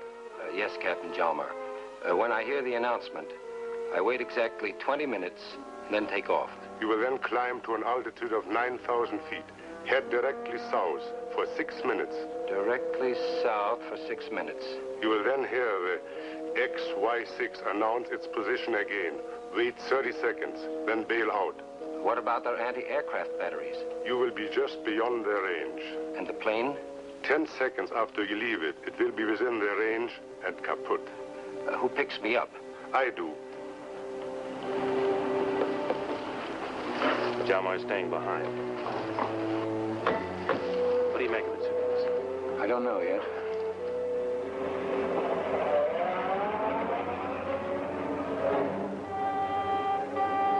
Should we take after the station wagon, or should we jump Jalmar now that he's alone? Neither. Let's see how dust if we followed them in the Jeep. There must be some reason for Jalmar's staying behind. We've got to figure it out before we can move in.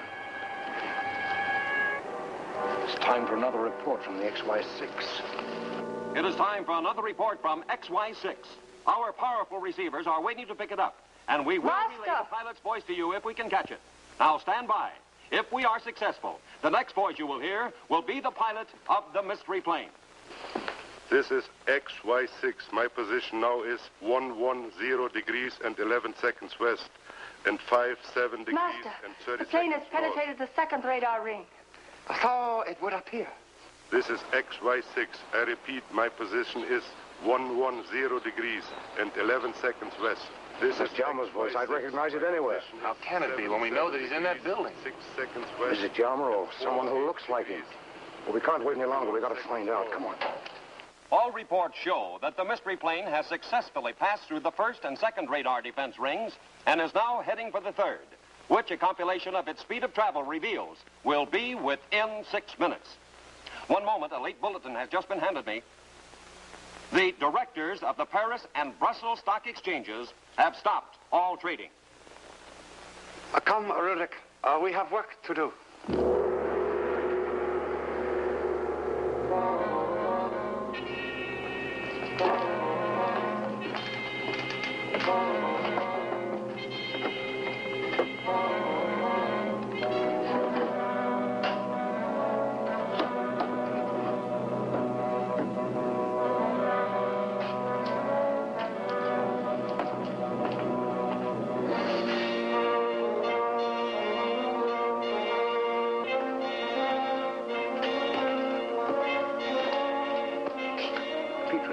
See if you can get to that window. Then when I reach the door, smash the glass and duck. Then I'll come in at him. Right.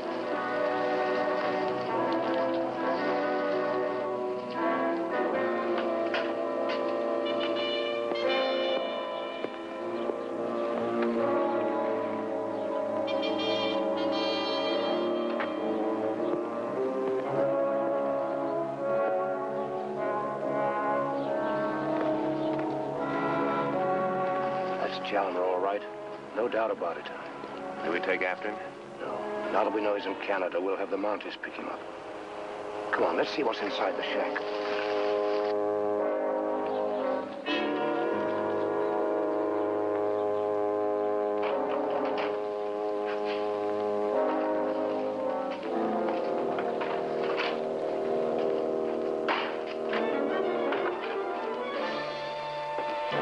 It's a tape recorder. He's left it running, but there's nothing on the tape. No, let it run. Petrie, you were a pilot during the last war. Do you think you could figure out the longitude and latitude of this building, roughly? I think so. 77, 6 west, 48, 21 north. Why? Hey, I hear a plane. This is XY6. My position is 77 degrees, 6 seconds west, and 48 degrees, 21 seconds north. So that's how it was done.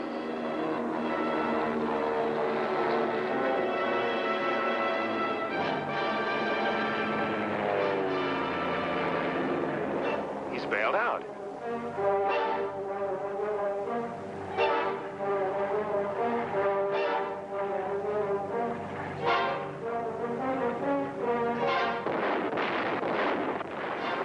That's anti-aircraft batteries.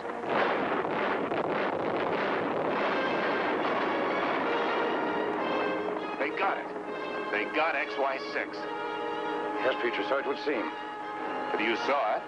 I saw a plane shot down. Obviously one that just took off. We know one thing. Jalmer was not the pilot. But we heard Jalmer's voice in the radio giving fixed positions. There's other tape recordings of Jalmer's voice. Set up outside the other 2 radar rings by his accomplices and turned on at the appropriate time. I'd better notify Central Intelligence. Listen. That's the station wagon coming back.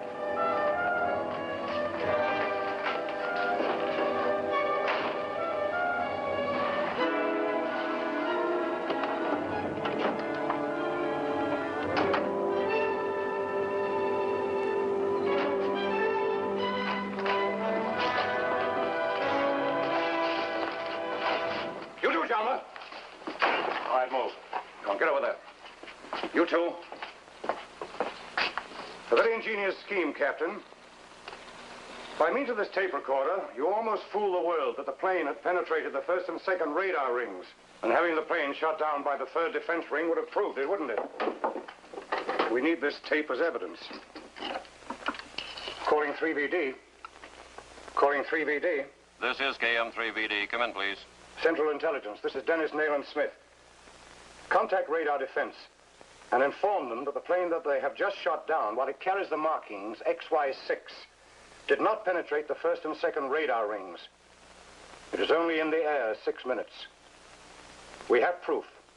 I have the pilot.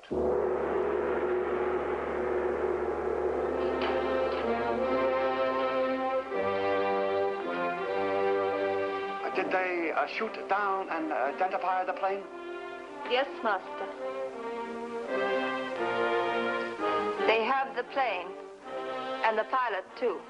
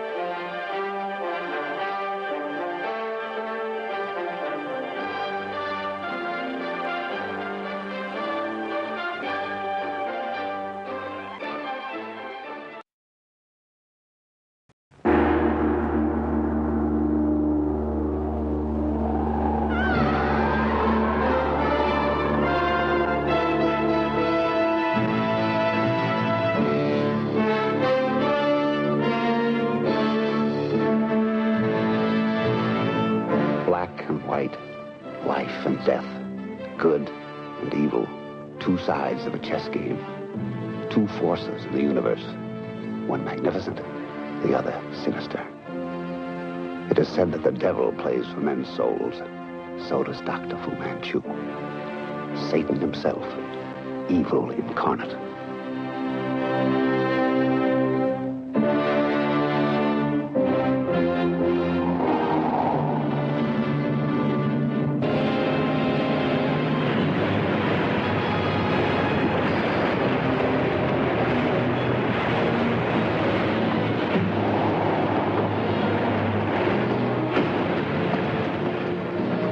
Here's our bearing. Get this off right away. Aye, sir. Calling Coast Guard Hong Kong. Calling Coast Guard Hong Kong.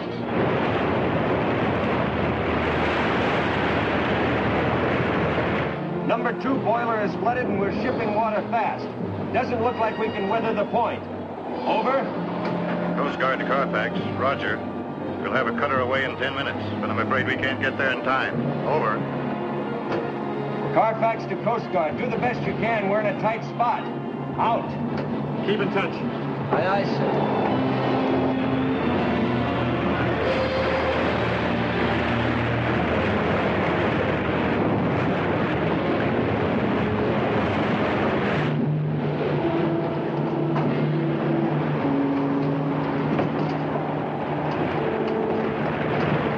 Owner's orders are to take special care of those boxes.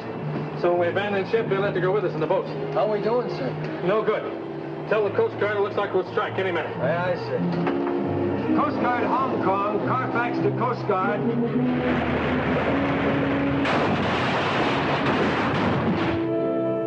We've struck and we're abandoning. That is if the boats will hold. Out!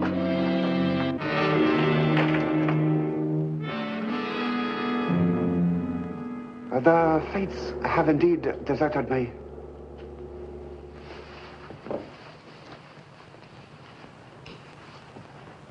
My carefully organized plans disrupted by a mere whim of the Storm Guards. Surely, Master, another ship can be found. A ship? Of course. But my cargo? It will take time to replace it. Perhaps too much time. Find Mr. Costin and bring him to me.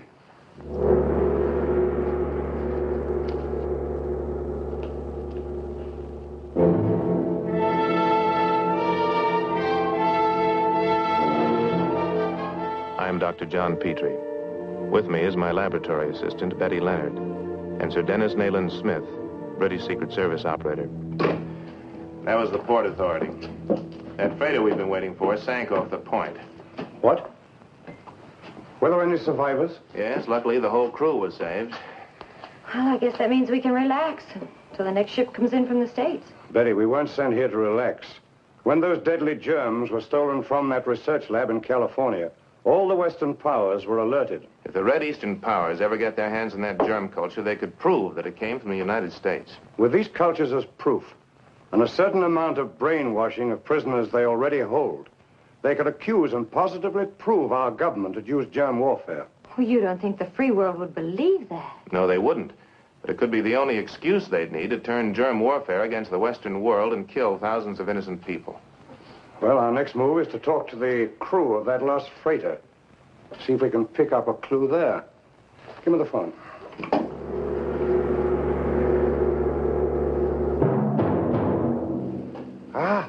Splendid, Mr. Costin. Splendid. It would have taken me months to replace these germ cultures. And how were they saved? Captain Warren. He is an even better man than I thought he was. Of course, he didn't know what was in the boxes, but I told him to take special care of them. So he took them with him in the lifeboat. He did not take them through customs? No.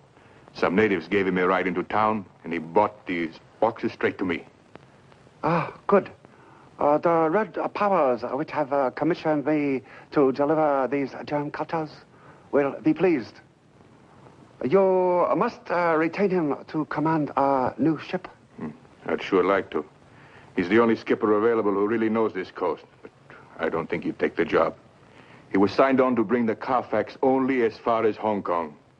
You mean he has scruples about engaging in the Oriental trade? That's the trouble, I guess. He's a pretty salty character, but he has always kept clean with the law. And he knows that most of the Oriental trading nowadays involves contraband. Nevertheless, he seems to be the best man. So we must persuade him to accept. Sounds good all around. We can start whenever you're ready. The arrangements for the new ship completed? Yes. She'll be ready as soon as the cargo is. Karamana, you know Captain Warren? Yes, Master. Then go find him and bring him here to me, taking the usual precautions. I understand. He usually hangs out at the Blue Dragon Cafe. Thank you.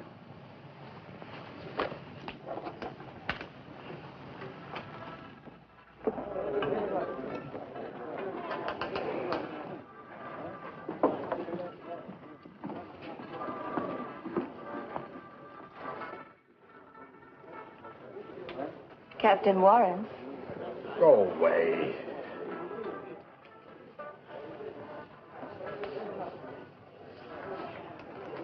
Well, hello. Hey, drink for my friend here. What will you have? Nothing, thanks. I heard about your misfortune, Captain. I'm very sorry. So was the storm. We'd have weathered it easy. That rusty old bucket hadn't popped her rivets and opened up like a sieve. So now I'm on the beach with a very slim chance of getting a new command around here. Guess I'll just have to deadhead my way back to the States and look for a job. Oh, I don't want you to leave now that we are just about to become good friends. Can't we go where it's a little more private?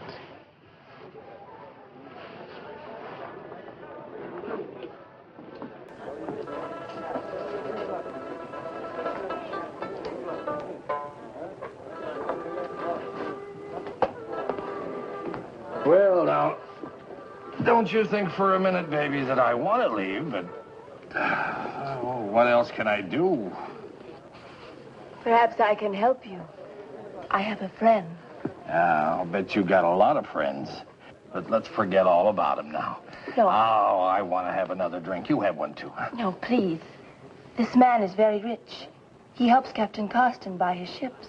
They have a new one now, and they need a captain. Carston's not liable to want me again. But my friend may. At least we can go to his place. Be much better than just sitting around here. I'm ready. I must tell you, this friend we are going to see is Chinese. So what? There are a lot of them around here. Also, he has just escaped from behind the bamboo curtain, and his enemies are still looking for him. That's not unusual either. He must keep in hiding, and no strangers must know where he lives. That's still okay with me, baby. You work it out any way you want to. Let's go now.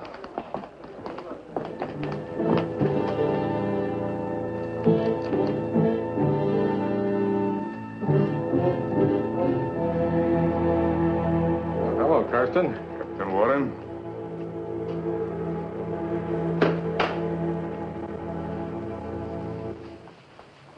This gentleman, you don't have to know his name. He is my partner. It gives me a pleasure to have the opportunity to thank you for so thoughtfully removing those boxes from the wreck. Well, those were my orders. I was just doing my duty. And very efficiently, which is why we are happy to offer you the command of our new ship. Where's she bound? It will be used in the usual Oriental trade. No, thanks.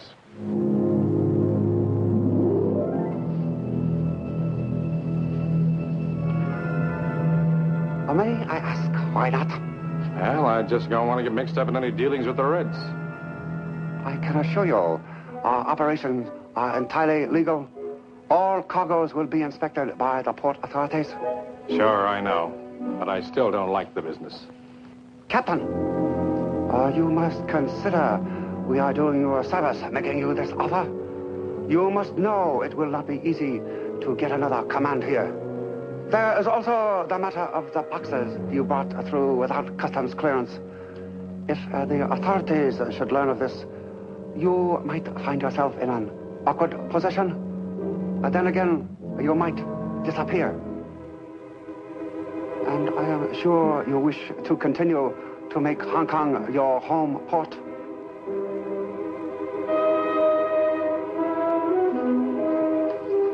That would be very nice, Captain. Of course, if you are still in our employ, we would take full responsibility for that incident. All right. As long as you put it that way, I'll sign on. Captain?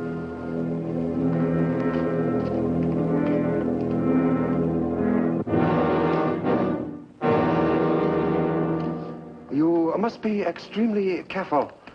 One touch of this culture on your skin, the infection would be fatal in a matter of hours. I understand.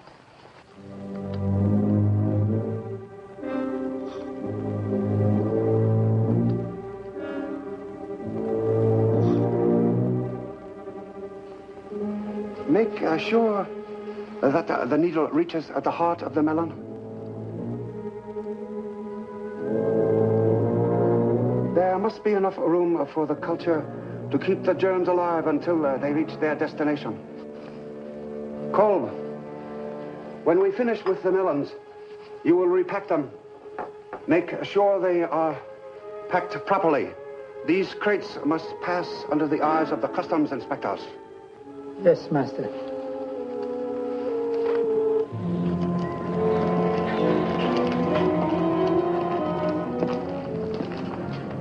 Hold it. Captain Warren. Stuck him in the corner out of the way.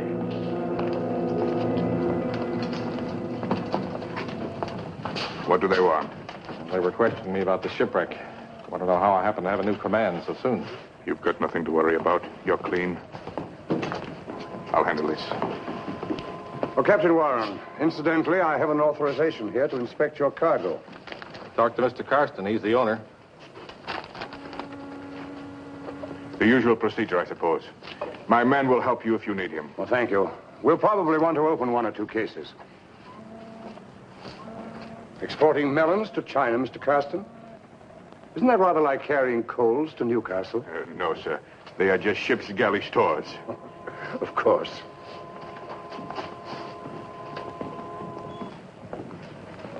We'd like to open two of these. Say this one and that one. Yes, sir.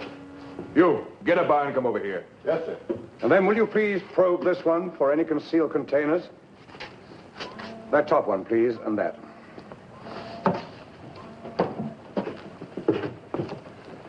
Wine tonic. Could be. Yeah, we'd like to take a few of these bottles back to the lab for analysis. One out of this case, one out of this, and one out of the bottom right there. How long will these tests take? We'll run them tonight. Have the results sometime tomorrow. Sorry to hold you up, but I must ask you not to move any of this cargo until I give you clearance. I can't question your authority. This is going to cost us plenty of money to lay over here another day. What contraband could possibly be in these bottles? What we're looking for is a consignment of deadly bacteria that could be used in germ warfare. These wine bottles might contain cultures which could be built up into enough germs to wipe out the population of an entire country. I know the Reds are trying to prove that the United Nations used germ warfare, but I had no idea they would try it themselves. The infection that could spread could be more deadly than an H-bomb. And the worst part of it is, this particular bacteria can be readily identified as having been made only in the United States. All right. I'll have my man open the boxes as soon as he's finished with the barrels. Thank you. Petrie, let's go and have a look at those other boxes.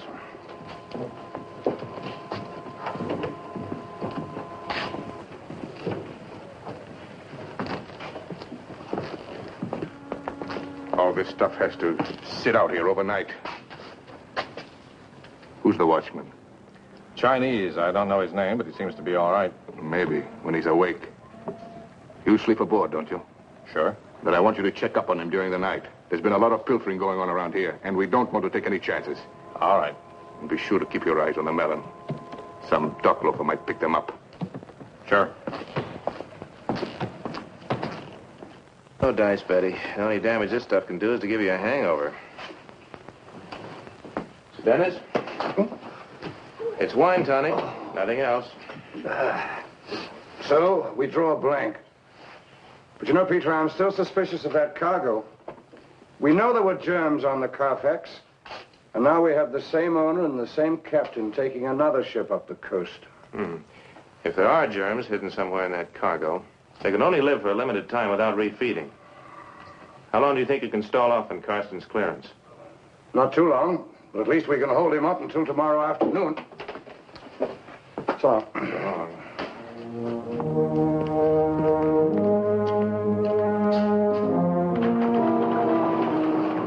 Captain Warren. Evening, Charlie.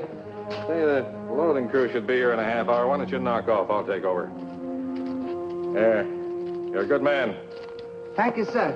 Thank you very much. Close the door, huh?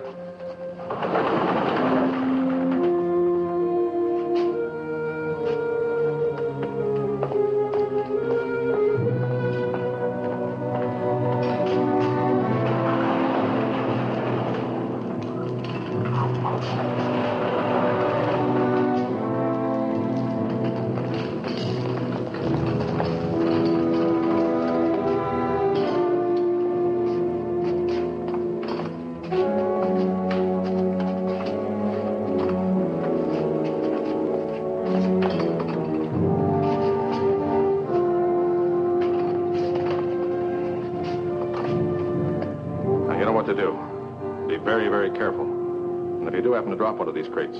Don't pick it up. Don't even touch it. All right, let's go.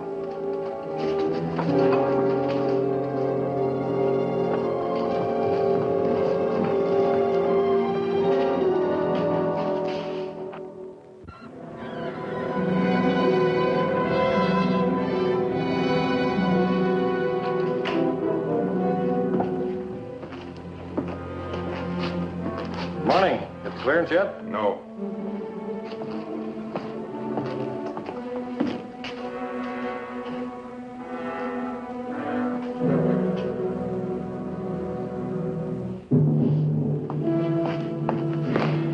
Where are the melons?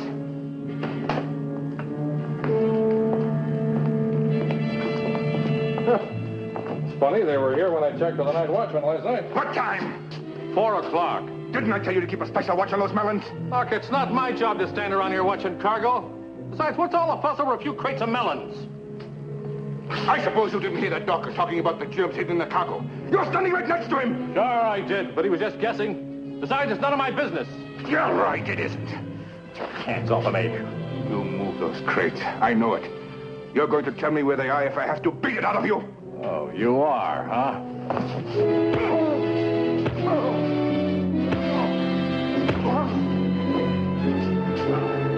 Got to bring him to and make him talk. We'll take him to my apartment and work him over there. Get him to the car. Right.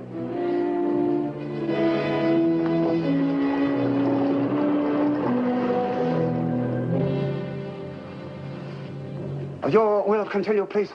The captain has revived now. Mr. Castan is sure they will make him talk soon. That may not be soon enough.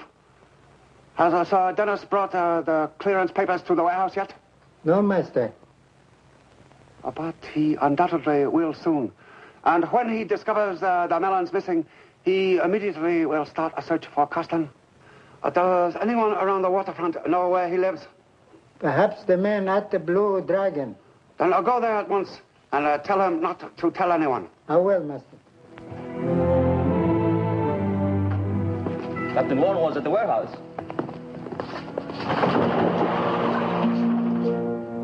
Captain Warren!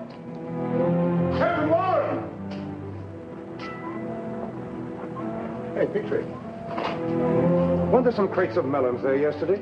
There certainly were. Melons? Is it possible? Yes. A sizable amount of culture could be injected into the center cavity of a melon. Captain Warren! Well, he obviously isn't here. Any idea where Karsten is? I haven't seen him today. Just came on at noon. Has any of the cargo been loaded yet? Nope. Ship's hatches are still closed. Any idea where we could find Karsten or the captain? I wouldn't know, but you might try the Blue Dragon. Blue Dragon, come on.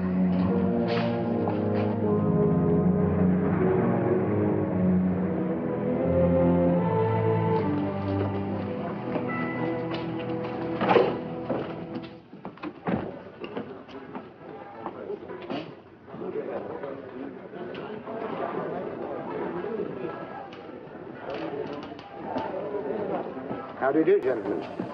What will you have? Nothing, thanks. Say, do you happen to know Mr. Carson or Captain Warren? Oh, yes. They're my very good customers, but they have not been here today. Could you tell me where I could find them? No, sir. You sure? Yes, sir.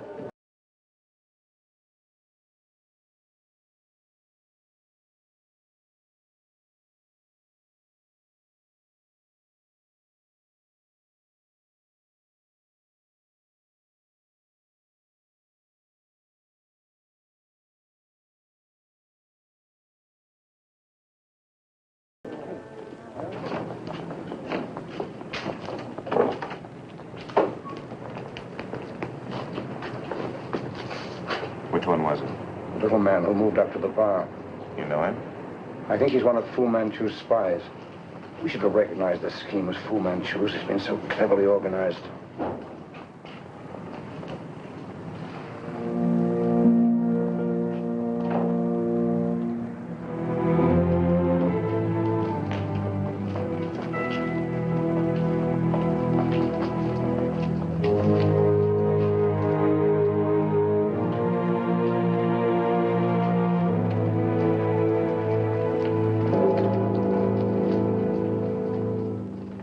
One of the slats is broken on this. It'll have to be repacked. Handle it carefully.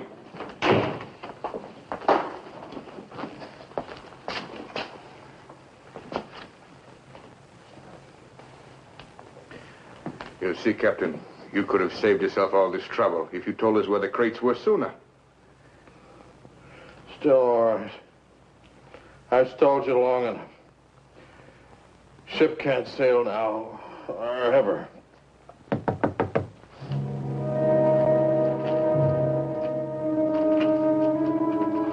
What are you doing here? Sir Dennis was in a cafe. I heard him tell... Something wrong, he said. Hold up your hands. All of you. Over against that wall. Come on. You too, Carsten. You're smart. You know what's in this melon? Before you can pull that trigger, I'll splatter this all over the room.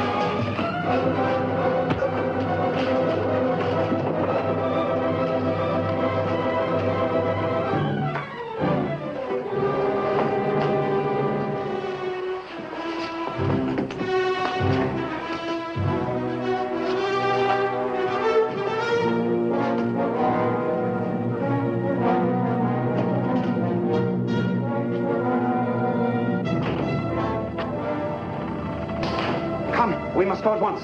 The papers, quickly. Please. Please help me.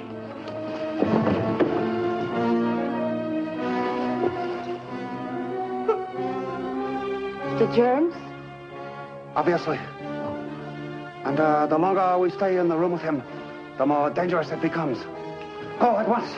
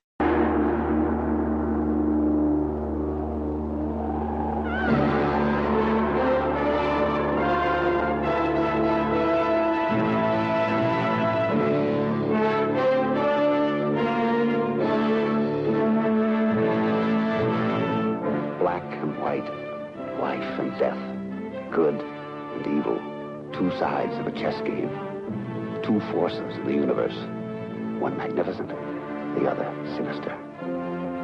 It is said that the devil plays for men's souls.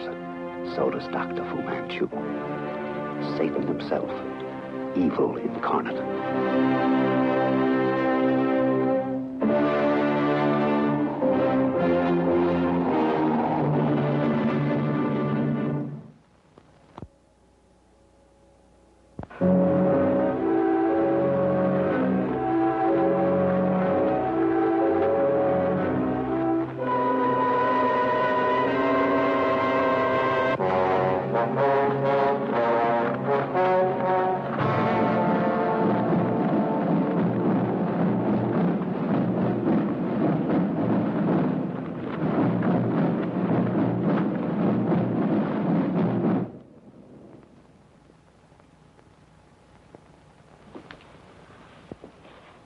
A great period in the history of the world, perhaps the greatest. A man with a master plan to rule the world. Catastrophic at that time ran out on him. What a pity the plan died with the man and was lost to the world. But it did not die with him, my dear Karamana. There is a man now living who but waits my command to put the plan into action again. Is that not so, my dear Kolb? Yes, Master. You will bring him to me at once.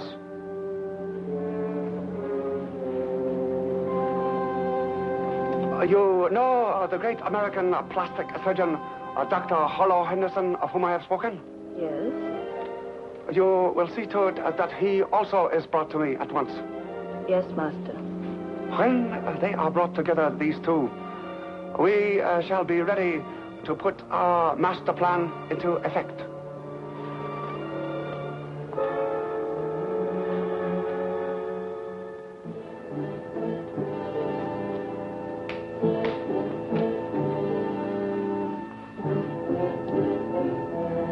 Dr. Henderson?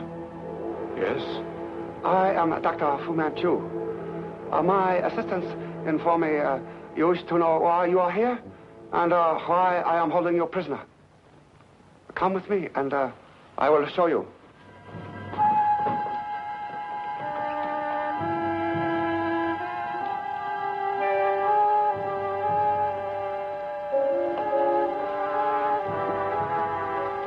Everything is ready for you to demonstrate your skill at your specialty.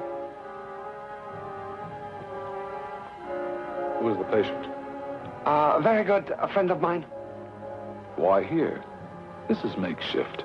I'm used to a public hospital would not be quite the place, my dear Dr. Henderson.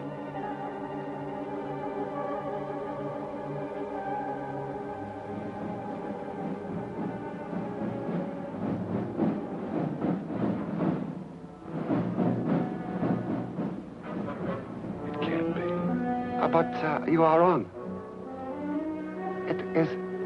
Well, I won't do it. You must be out of your mind. I, too, am a doctor. My specialty? Oriental torture. It is you who would be out of your mind to disobey.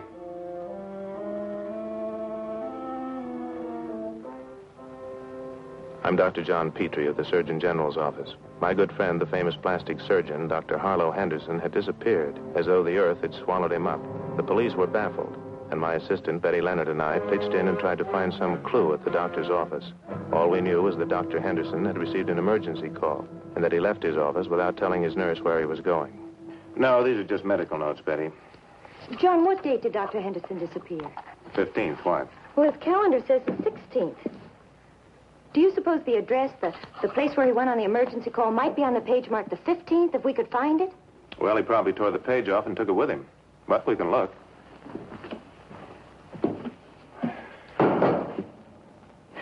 Hey, wait a minute. If he wrote that address down, an impression might have come through. 10 Park Street. Do you suppose that's it? Could be. I'll call you in an hour and let you know.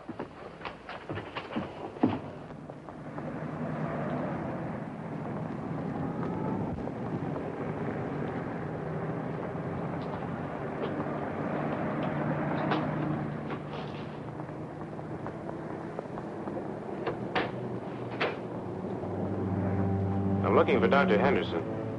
Please do come in.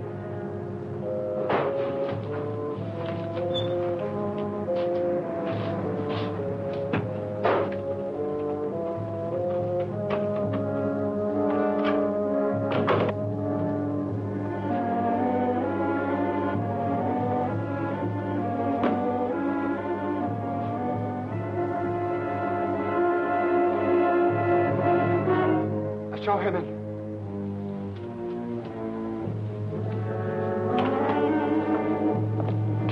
Harlow.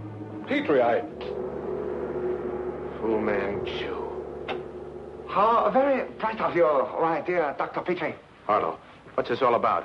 John, I've just changed this man's face. Do you know who this Silence! And now, Dr. Henderson, my humble thanks for all you have done. Coco, you will see to it that the good doctor never reveals the identity of the patient upon whom he has exercised his great skill. What are you going to do to him?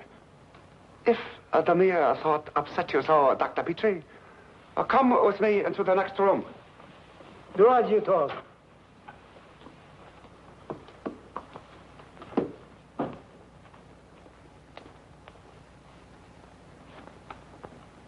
You kill him now, who'll take care of your patient. If infection sets in, you'll need Dr. Henderson. Not if I have you, Dr. Petrie. Yes, you will be staying with us for a while. Perhaps quite a while.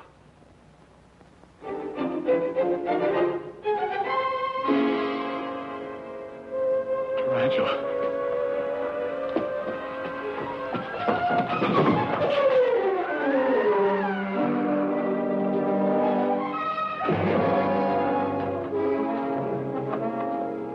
You won't get away with this. My secretary knows where I am. Ah, so your secretary knows where you are. Very well, then. You will telephone her?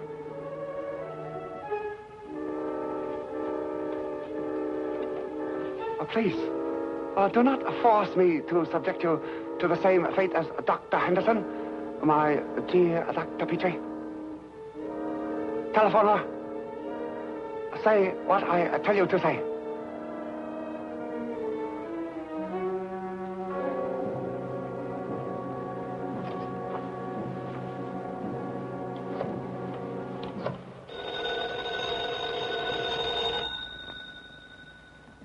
Dr. Petrie's laboratory. Oh, hello, John. Did you locate Dr. Henderson?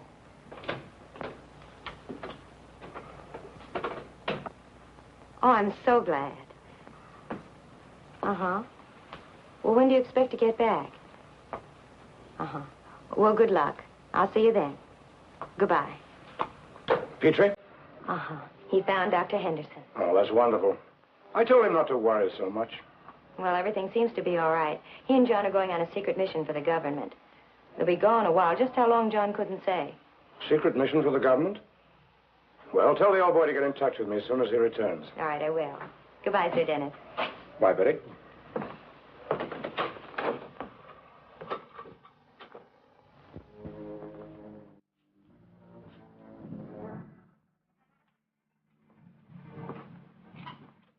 Master, Kolb wishes to speak with you.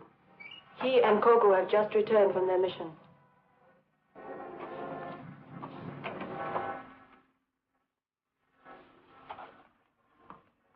You have disposed of Dr. Henderson's body as you were instructed? Was bad luck, Master. As we threw the body into the river. Something was wrong?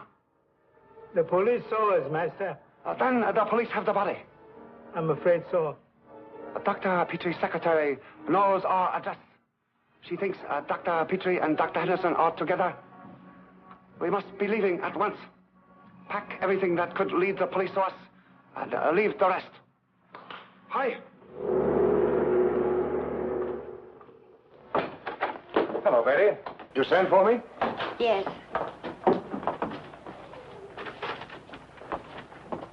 Sir Dennis, look at this coroner's report. Death at the hands of a person or persons unknown, acute septicemia, nature of poison presently unidentifiable. Now, whose report is this? Dr. Henderson, dead. His body was found being dumped into the river. Good Lord, and Petrie was with him. That's what's worrying me. That's why I sent for you. What was that address he went to? Number 10? Park Street. Number 10, Park Street.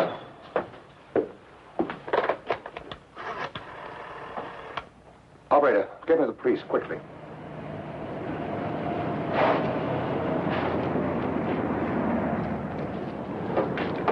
Sir Dennis? Yes. We checked the apartment. It's empty.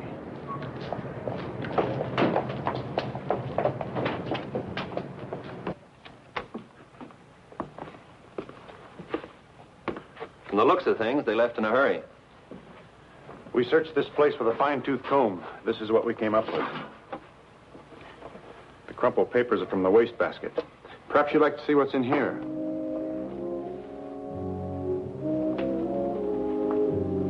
Quite a collection. Oh, this place has been fixed up as an operating room. Look at this. All the latest type instruments. And a surgical kit. H.H. Harlow Henderson. Well, that's odd. All the same type bandage. What's this? Mein Kampf. Adolf Hitler. That's funny.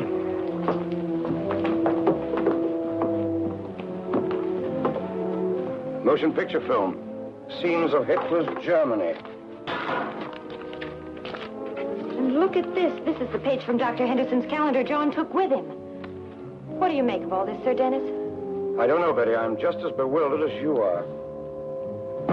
Maybe take these with us. Yes, sir? Dust this room thoroughly for fingerprints. I'll be at Dr. Petrie's. Yes, sir.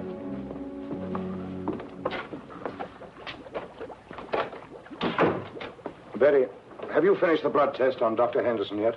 Just finishing now, Sir Dennis. It seems Dr. Henderson died from the bite of a poisonous insect. A very rare type of tarantula found in the Orient. It's called a, Tarantula magna. Well, yes. Are you familiar with it? Yes, I'm familiar. It's one of Fu Manchu's favorite lethal weapons. Betty, a famous plastic surgeon is lured to a mysterious address. We find there Hitler's book, a motion picture of scenes of Hitler's Germany. Now, what I'm thinking is that Henderson was brought there to perform plastic surgery on the face of a man the world thinks dead. Sir Dennis, Adolf Hitler is dead. There are men who saw him commit suicide. They saw his body cremated. But are these men whose word we can rely on? Are they not men who still in their hearts are loyal to their beloved Fuhrer? Well, I suppose it's possible they could be covering for him. Oh, I shudder to think of it. Adolf Hitler planning another attempt to conquer the world with Fu Manchu. After we left Fu Manchu's place, I was forced to stay with a party while they boarded a World War II submarine that gave evidence of having been part of the German Navy. I had no idea of the port for which we had set sail. All I knew was that we were headed into the vast expanses of the Pacific. Now it was time for me to remove the bandages from the patient whose identity I couldn't even guess. For some reason, instinctively, I suppose, I braced myself for a shock.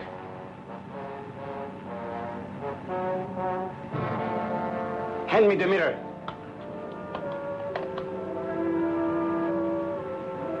Examine the patient carefully, Dr. Petrie. Is any medical attention required? The healing process is well underway. No sign of infection. It's an excellent job of surgery. However, with an operation like this, complications can still set in. There was something about the man's face, something fascinatingly familiar that I couldn't put my finger on. I had the feeling I knew who he was, that I'd seen him someplace before, but I sensed he was someone evil, evil to the core. Man once tried to conquer the world from a crowded city. It proved to be a fatal handicap. But he'll have another chance. This time with the help of the great Fu Manchu. This time from an island bastion in the Pacific, where he cannot be reached. This time he will not fail. No, he will not fail. It's you. You're alive.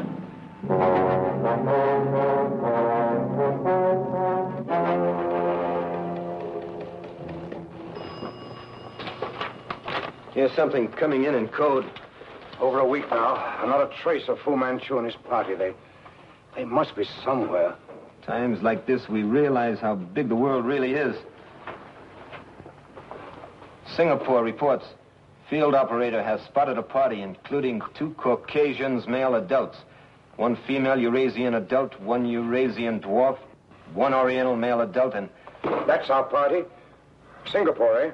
Regret, field operator unable to keep on trail of party. Whom do I see for a flight to Singapore at once? Come with me, Sir Dennis. From Singapore, we were flown to a tiny, uncharted island somewhere in the South Pacific, where the man with the new face led us to an elaborate underground cave. The main attraction was in the last section we were shown on our tour.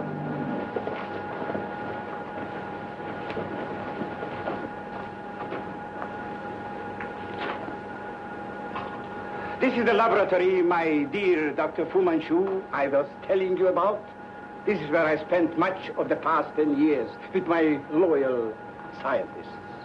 This machinery is a part of the cyclotron, which is a vital piece of equipment in the production of atomic energy. But we have used our cyclotron for a different purpose, to produce an instrument which is not known by anybody, an instrument which I will show you now, gentlemen.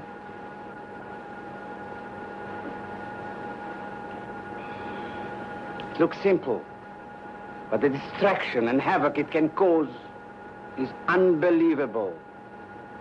Yes, this insignificant-looking piece of equipment, when it's placed within 1 mile of an atomic bomb, within 20 minutes, it will automatically explode that bomb. Now, we all know that the United States of America has stockpiles of atomic bombs in various places throughout the country. Places which are not even known to the American public, but are known to us. Now, all we have to do is to place one of these anywhere within 1 mile to each of the stockpile, and it will explode within 20 minutes, leaving the United States virtually defenseless. Surely, you are certain to know what will happen then, Dr. Petrie? Without atom bombs, America will be attacked at once by its most powerful enemy. And conquered, of course. And then the same process will be followed until the great powers of the world are exhausted.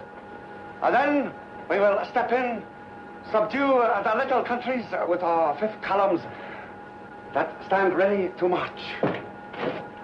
The world will be ours.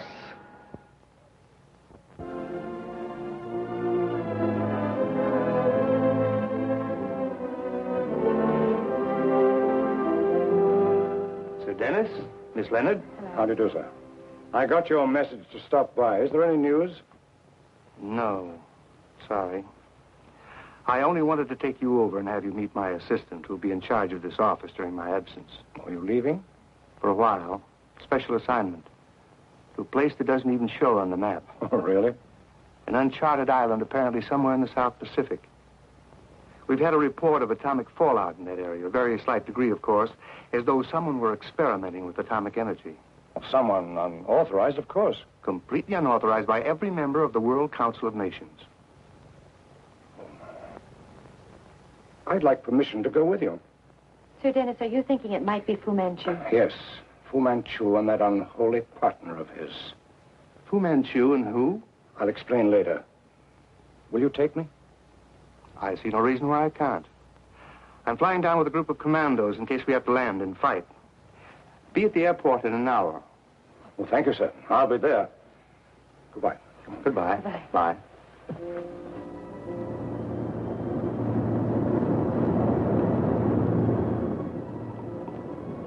Not a very strong indication. We're over the area now, sir. Which one of these islands is it? We're not sure. Keep on a steady course. Yes, sir.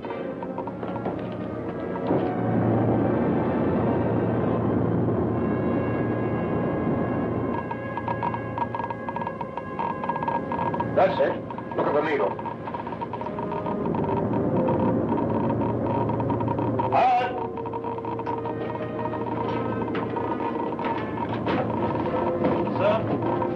That island we just passed over, set it down on the beach. Right, sir. Fasten your safety belts.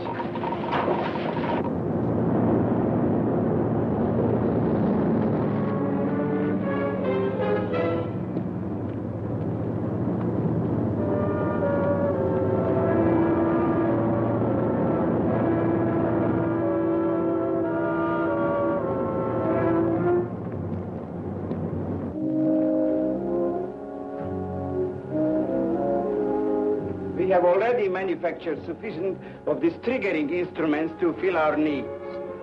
It just remains for us to ship it to the United States and the other powers who have stockpiles of atomic powers and place them.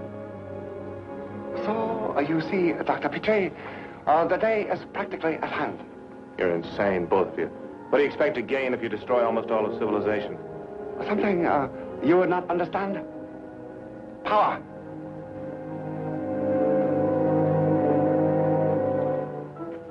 Master, airplane landed on the beach. What kind of an airplane? Are there any markings on it? The World Council of Nations. Come, warn us when they approach. Amen. Come.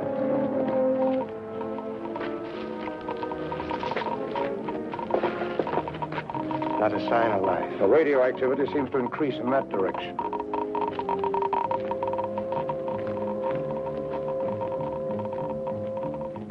Doctor, that passage leads to the submarine. Tell the captain I wish to leave in 10 minutes. Our atomic devices? They have to be packed carefully. I and my men will bring them. Hurry, please. Bring the containers. The right one. Now.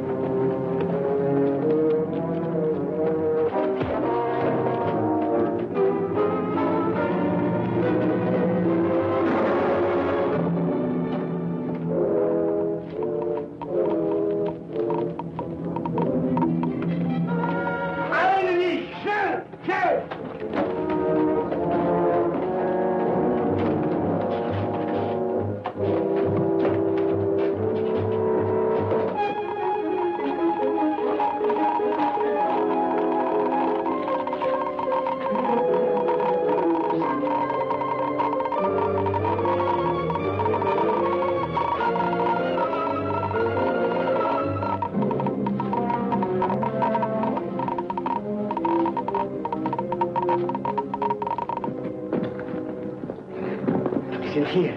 All right.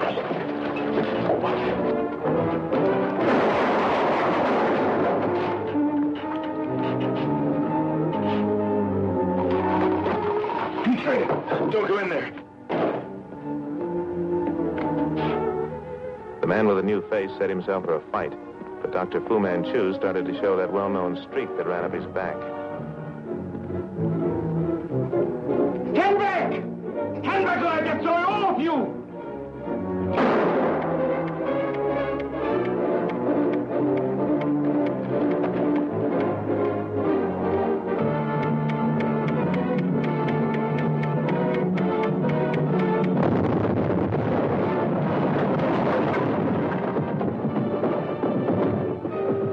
That finishes him.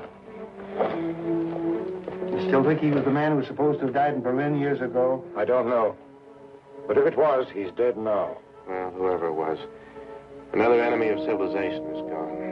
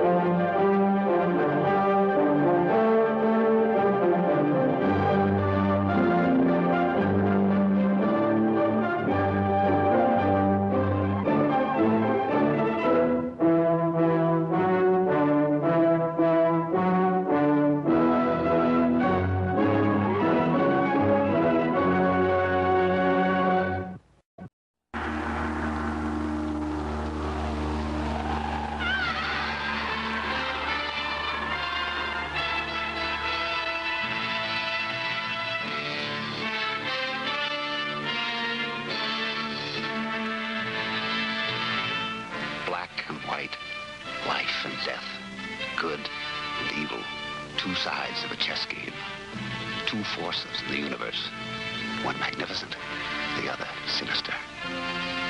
It is said that the devil plays for men's souls. So does Dr. Fu Manchu.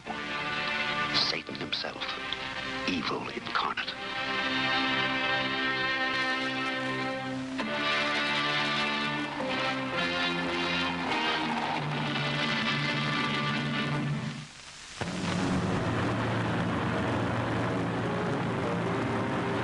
I'm Dr. Petrie, member of the Surgeon General's staff and presently engaged in a research project for the United States government, the sustaining of human life in the vacuum of outer space.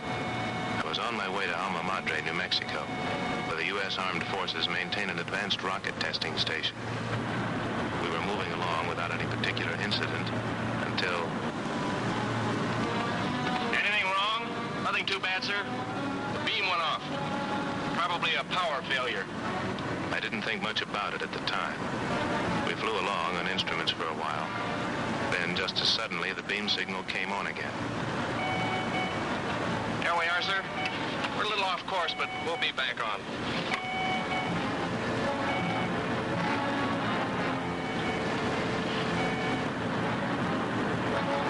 That's funny. I didn't realize we drifted that far off course. Well, we're back on now, so nothing to worry about.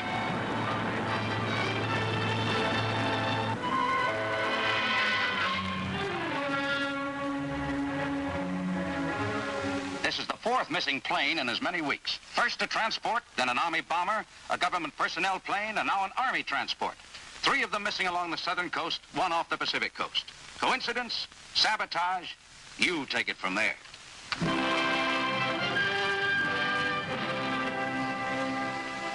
The investigation of the 4 disappearances has gone through channel, Sir Dennis.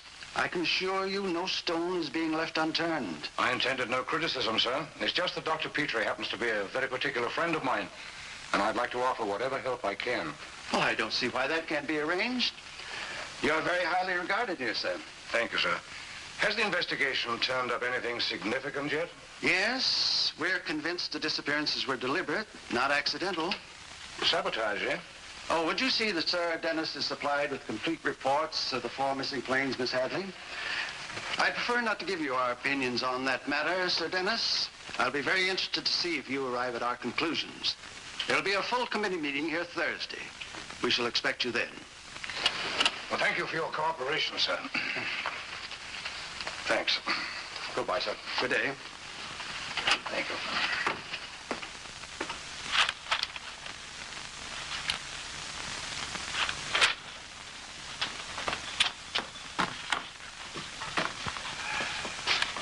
I thought you might like some coffee, Sir Dennis.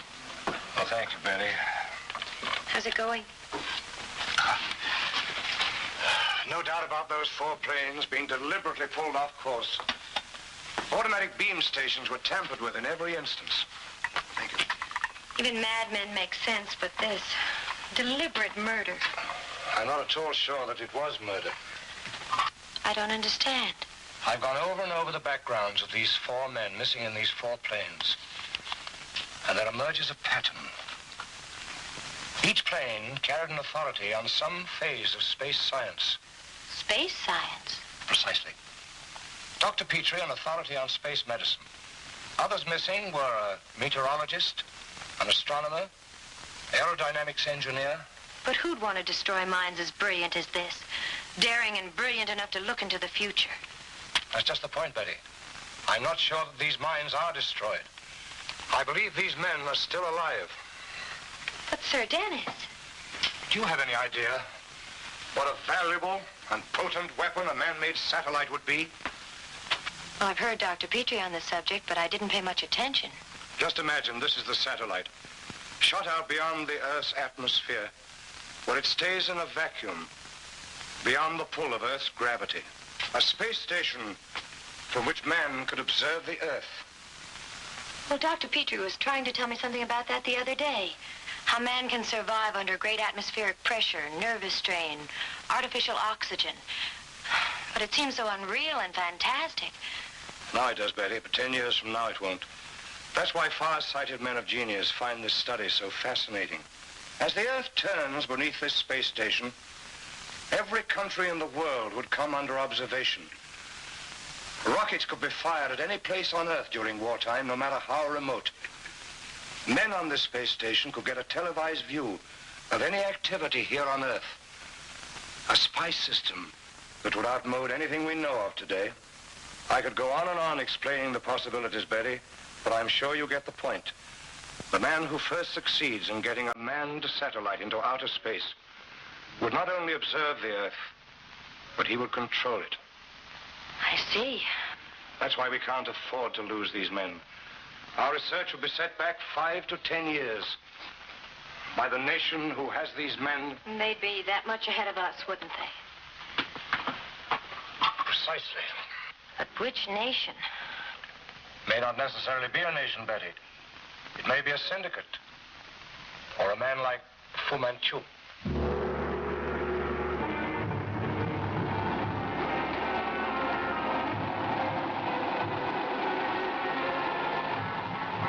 At that time, I was in a state of near exhaustion. I had little or no recollection of what had happened to me after the plane went down. All I could recall was that we'd made a crash landing into the sea. Nor did I have any idea of what country I was in. My captors did not speak to me, so I could not guess their nationality.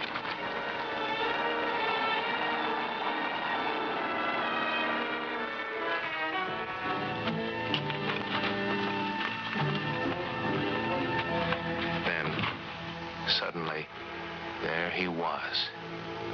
And the unexpected sight of that evil visage drove the aching numbness from my body. Welcome to Hubble quarters, Dr. Petrie. I should have known. I do not know that you should have. Neither you nor our good friend, Sir Dennis, could possibly know the nature of my present activities. Whatever it is, I have no doubt that it's as rotten as ever. On the contrary, this time I am inspired by only the highest motives. If only you knew how high. What do you want of me? Knowledge. You have little else of value. Kolb. Yes, master. See that Dr. Petrie is properly fed and rested. I shall expect him at dinner with the others.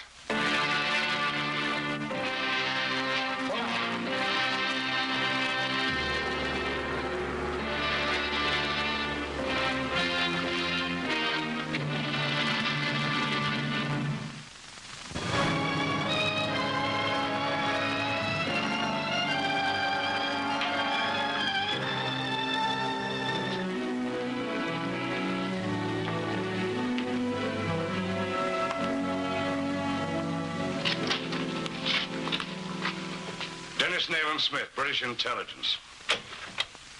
I'm Dr. Vosberg. I've been told you want to see me. Yes, how do you do, sir?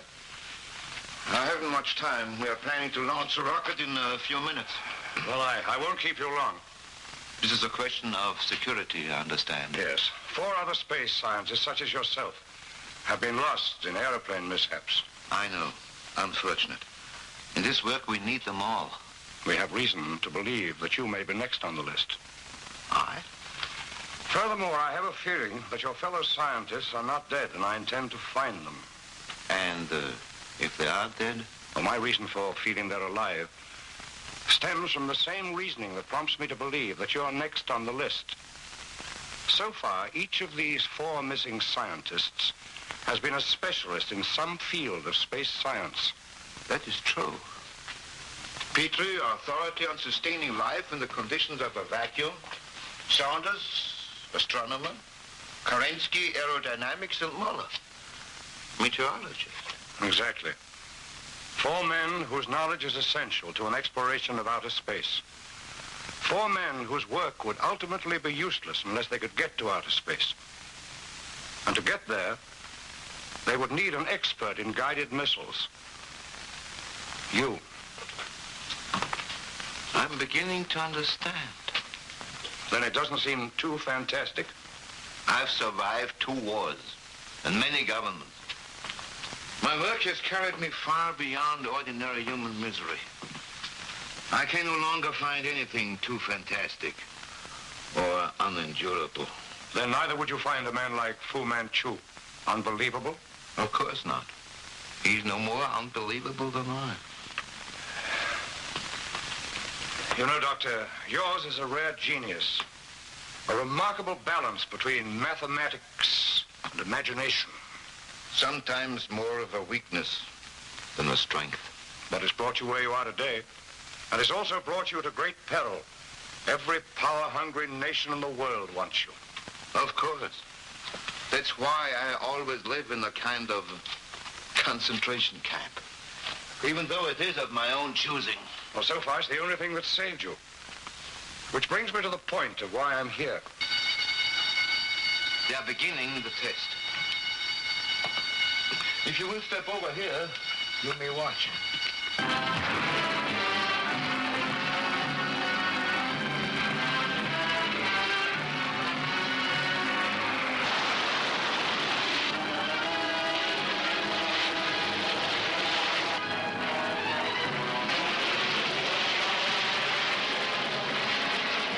Excuse me. Many men and much recording equipment will be waiting as soon as the rocket is retrieved.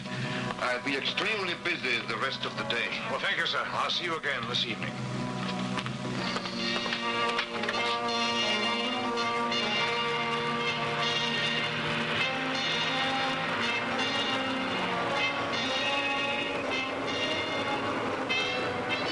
Here he comes.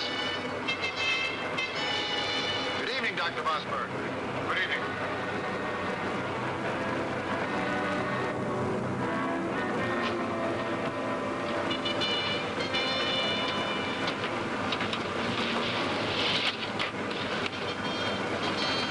You know Dr. Vosberg? No. I'm taking his place as part of a security measure here.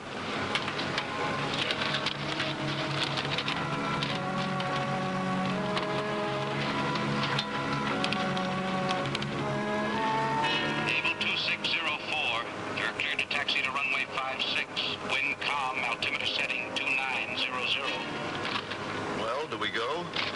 Signed by the old man himself. Sure we go. You're the boss, Sir Dennis. Whatever you say. Thank you. Able 2604. Roger.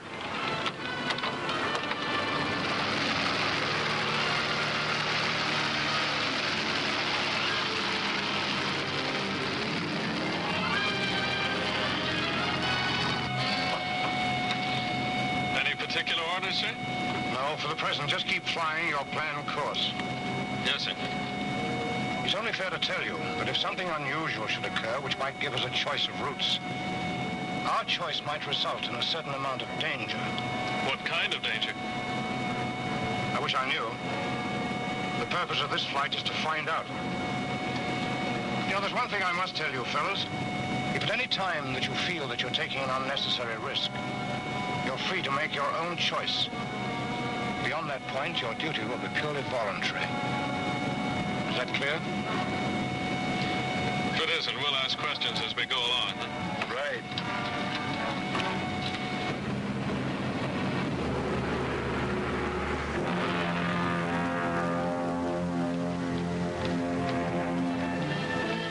The radio brings news, Master. Dr. Vosberg is on his way, flying the planned route. Cole, go aboard the ship and put to sea.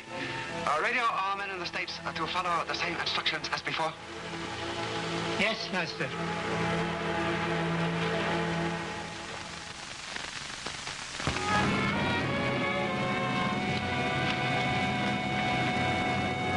Moving along on schedule. Everything normal. 10 miles south of Big Springs, Texas, on the Dallas Range.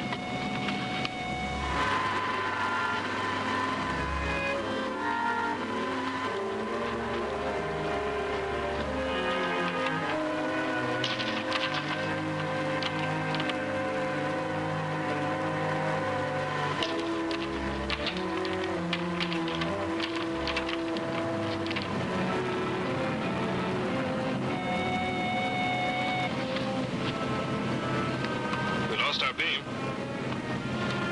Call Sir Dennis, will you?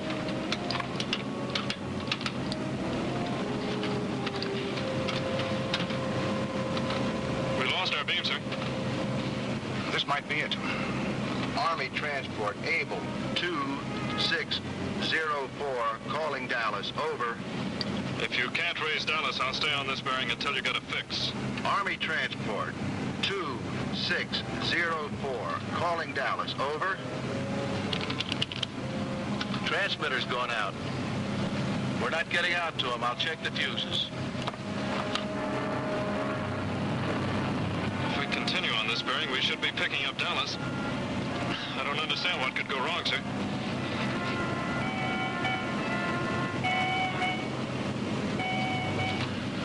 Power shortage at the station.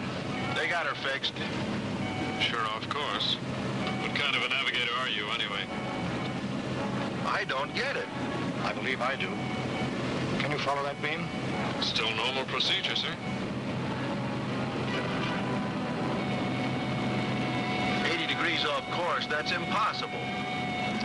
Possible is right. That would put a beam station right in the middle of the Caribbean. We've been flying blind for more than 15 minutes. We must have drifted. But I've been watching the compass all the time. That bearing's crazy. We've been following a false beam. We'll move on it for 10 minutes more. Then if it doesn't check with our course, we'll go back to the original heading. Well, that's what I've been waiting for. Now we have the choice of following a strange beam or the compass. Which will it be? What's your wish? The beam. Well, I warned you it may be dangerous. Doesn't matter, sir. The General's orders were to let you make the decision.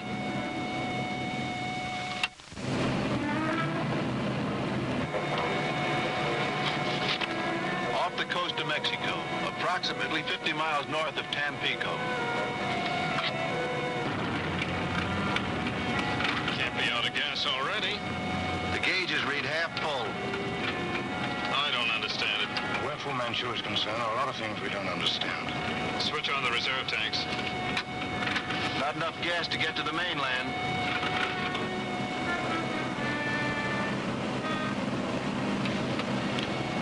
That's the Oral Knoll, sir. That means we just passed over a beam station.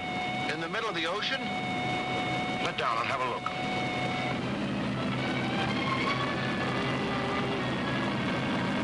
There's a vessel down below there.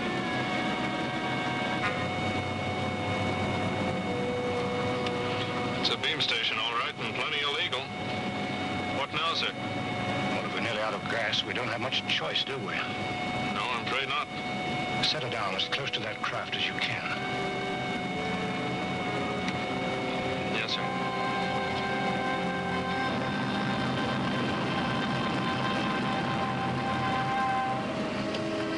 There's plane. Also, swallow the bait. Skipper, look.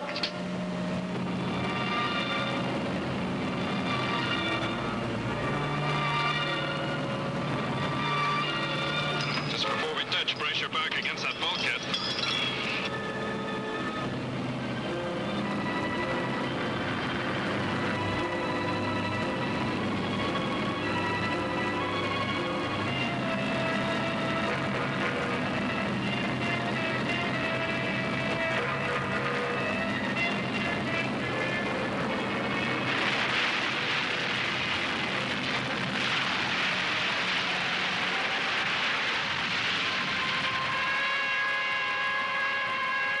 The plane is down.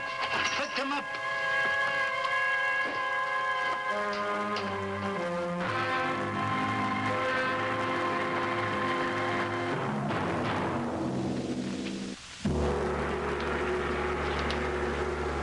But there must be some way to get Vosburg. You have acted unwisely, Sir Dennis. I hope you will not regret your reckless action. If it brings you to heel, Fu Manchu, I won't regret it. Bring me to heel, Sir Dennis? Is not the shoe on the wrong foot? You don't think I came here without any precautions? Such as? Such as having my plane tracked by the radar of a following plane. Yes, we should now be hearing the searching party. The Mexican authorities have also been alerted, and soon they'll be combing the area.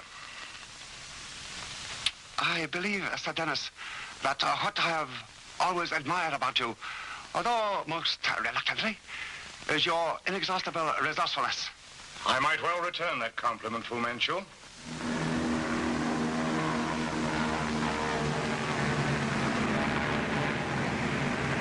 You hear?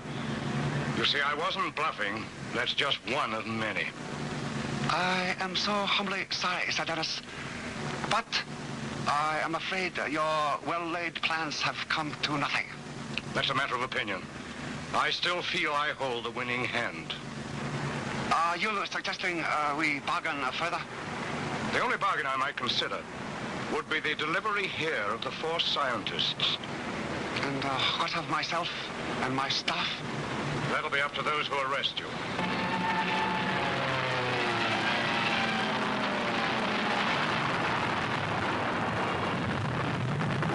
That was your ship with a false beam signal. A warning bomb, no doubt, asking surrender.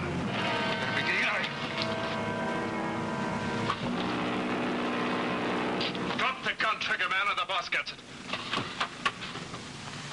Sometimes we must bow to fate. Please to obey the suggestion of our most valiant guest. What'll we do with them, Sir Dennis? The wind has shifted somewhat, Sir Dennis. Shall we go on with the bargaining? I'll give you 5 minutes to bring the scientists here.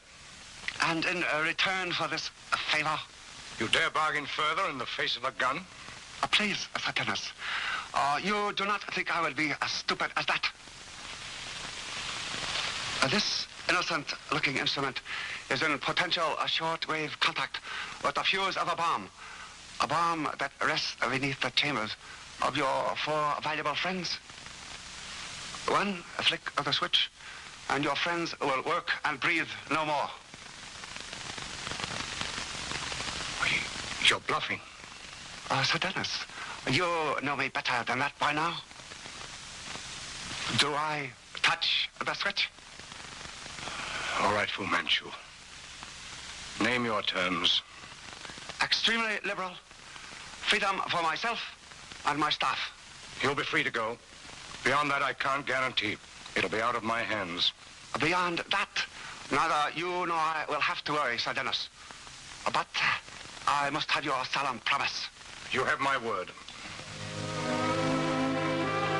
Here is the key.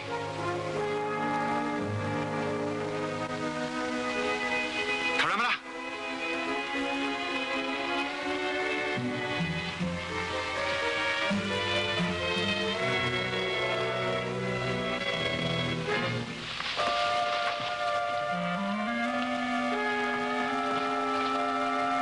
You want me to follow them? No, you heard me give my word. You get down the road and get the police here as quickly as possible.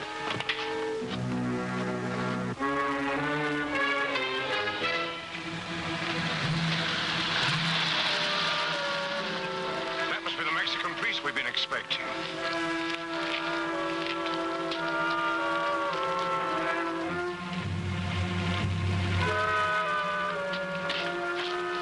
The only thing I regret is that you let him get away. Well, your 4 lives are a better bargain than his, and I gave my word. Yes, but what a chance for you. May never come again. How far do you think he can get in this deserted country? Oh, not far. Just down the river by motor launch to the estuary where he takes a submarine for Red China. What? Did he tell you that? Yes. That's how he's planning to get us out of the country. All he was waiting for was Vosburg. Well, if he was that confident... Look here, Petrie. I brought along this little instrument out of a consuming curiosity to find out whether or not Fu Manchu was bluffing. I wouldn't bet either way. Shall we try? Why not? Mine's abandoned.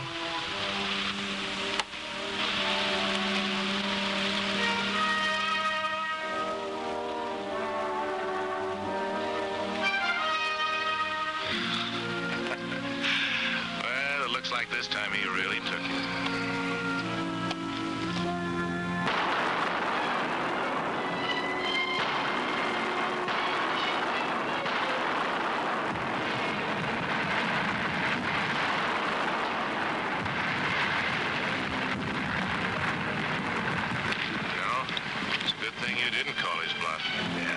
One thing I've learned about Fu Manchu, if you're going to call his bluff, be sure you hold the aces.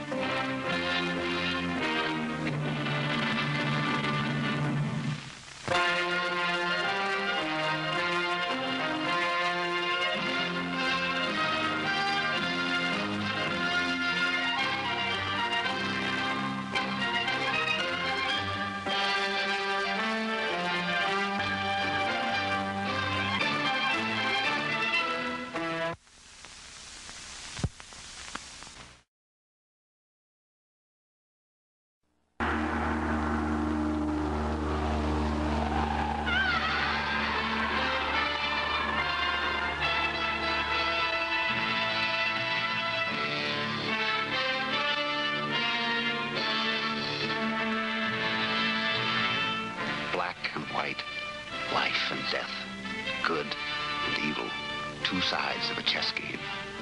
Two forces in the universe. One magnificent, the other sinister. It is said that the devil plays for men's souls. So does Dr. Fu Manchu. Satan himself, evil incarnate.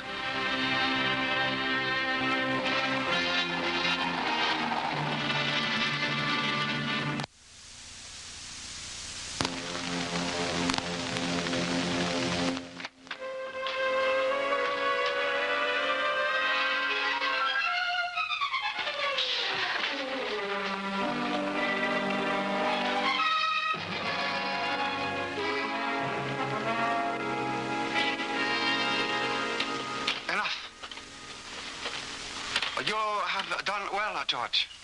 Very well. You may go now.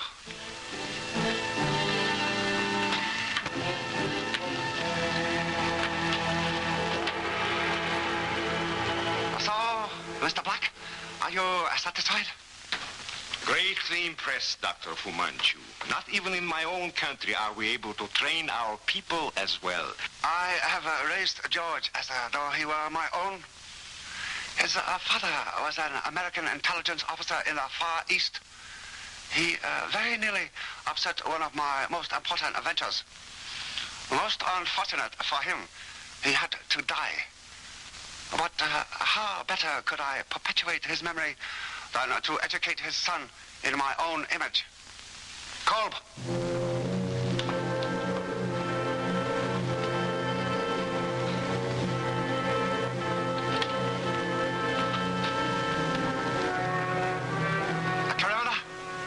Photographs.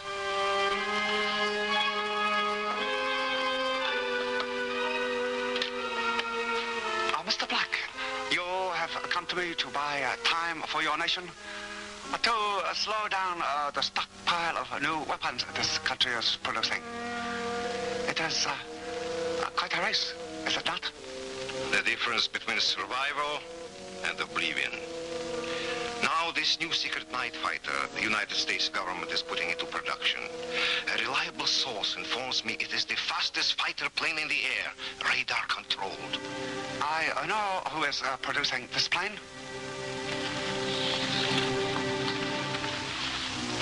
Mr.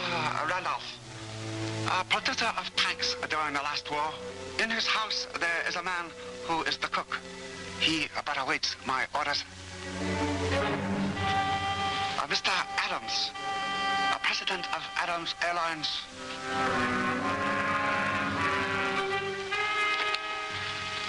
Mr. Bishop. He will provide the heart and soul of this craft. Delicate radar equipment. This operation must be slowed down, sabotaged. I will end it. Mr. Bishop will be first. What are we, children? We have to keep this project hushed up? Security, Mr. Bishop. We have our nation's security to think of. You don't tell secrets to a potential enemy. And you don't have security if you can't scare the pants off that potential enemy. Now, I say, let's worry him. Let him know what we got. Let him know what our weapons are and what they can do if he ever decides to play rough. He has his weapons, too, remember, and he's not telling us. Yeah, but we get the stockpile. And we're the boys with the know-how to build it quicker and higher and faster. I'm sorry, Harvey. I must side with Scott on this one. We're out to produce the fastest, deadliest jet planes ever designed. And if anybody, unfriendly to us, gets a look at as much as 1 inch of it, they'll ram it right back down our throats. Not that fast, they won't. And by that time, we'll have something better and bigger. Mr. Bishop, I admire your rugged patriotism, but let's be realistic about this. The enemy doesn't frighten easily. And no matter what, he'll twist and turn everything we do or say to make us the aggressor where peace is concerned. But... No buts, Mr. Bishop. My orders come from the top. And I'm giving them to you, gentlemen. The roof can cave in, but you don't talk to anyone. You don't even think about it. Not even to yourselves. Well, since that's the way it is, I'm sure we'll all abide by it. Right. Mr. Adams, go. Mr. Bishop.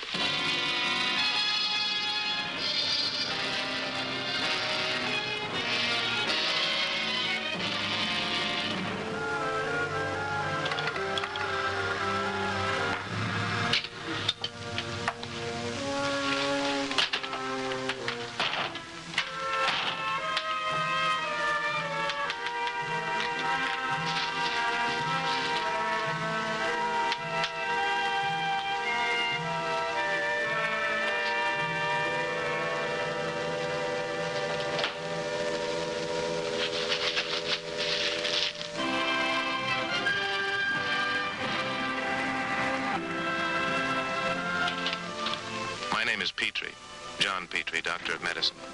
I'm attached to the Surgeon General's staff. I'd worked on some weird ones, but when Scott, Assistant Secretary of Defense, called me in on this case, it was the topper. Talk about your gas chambers. Bishop was dead 6 seconds after he opened that box of cigars. Very ingenious. A tiny aerosol bomb containing poison gas. It's got the boys over chemical warfare baffled. But, Mr. Scott, I think I have a pretty good idea in all of this. Who made the bomb and who planted it. A number of years ago, Sir Dennis Nayland Smith and I were working on a case in the Far East. Is this your only copy, Dr. Petrie? Oh, yes, sir. This case is closed, Doctor. But, Mr. Scott...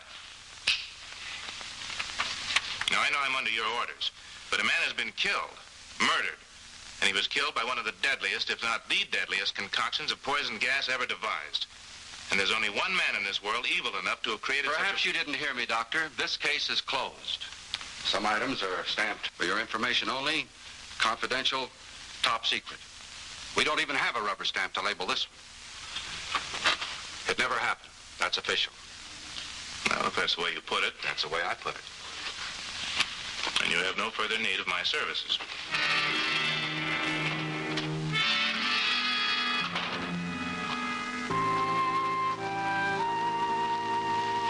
Scott's locked this one up and thrown the key away.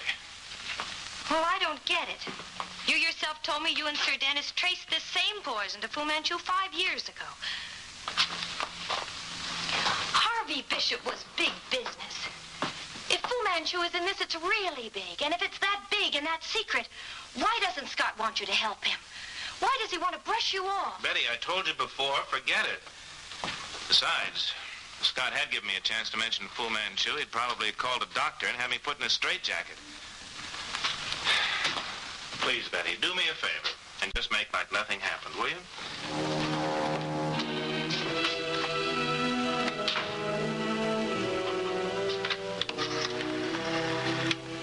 Western Union, please. Yes, I'd like to send a cable, please. To Sir Dennis Nayland Smith. The paper, Master. Harvey Bishop, age 53, died yesterday from natural causes. You hear that, Pico? Natural causes. Already they become frightened. Highly amusing. But there's one thing that is not so amusing. The arrival of Sir Dennis. We must learn his purpose. Very strange Betty Leonard should make it imperative that he be here. Karamana, you will occupy a room in the same hotel. A room adjoining his. You will arrange to overhear every word of conversation that takes place. You, George, will also be there.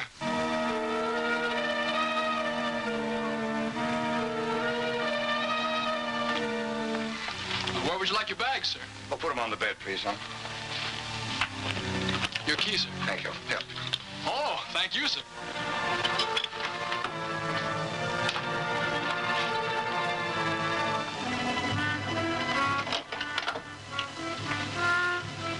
Present 272095, please.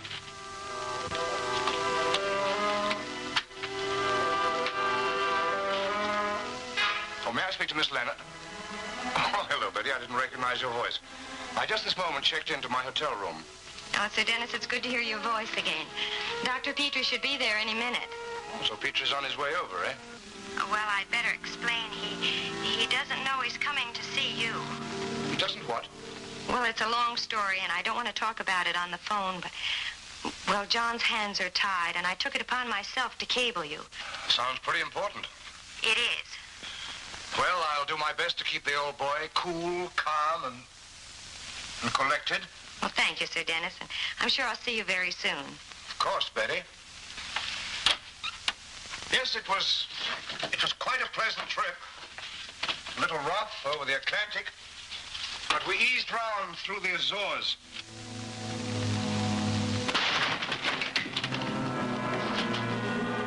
Well, Karamana. Why is your illustrious master so interested in my arrival? Speak to the wind, Sir Dennis.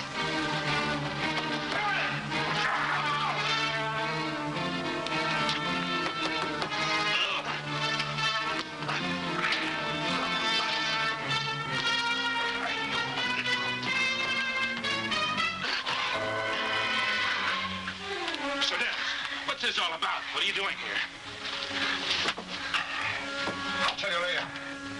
The criminal was in this room. They'd had my room bugged. The next thing I knew, I was being attacked by this young man. Why, may I ask? Well, I was bringing up your trench coat from the desk where you left it. Oh?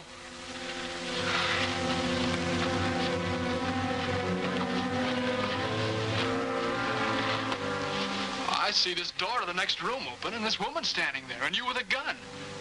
Well, I don't know. She looked frightened to me. I couldn't tell what was going on. Look, I'm sorry. I thought it would be safer to ask questions afterwards. I agree. But this time, I think the police should ask the questions.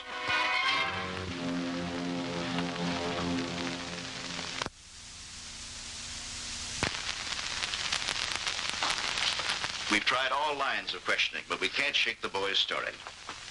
If we had just one shred of evidence that his attack was deliberate, we could hold on to him, at least for a court hearing. But I'm afraid we'll have to let him go. That kid's heart pumps ice water. I am still not convinced. If for no other reason than this identification you ran down on him.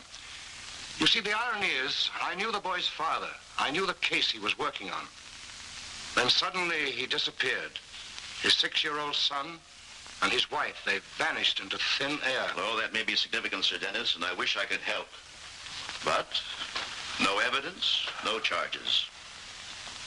If you'd like to talk to him before we let him go, see if you could get through to him, I'd have no objections. I'd like to. Come in, son. Sit down.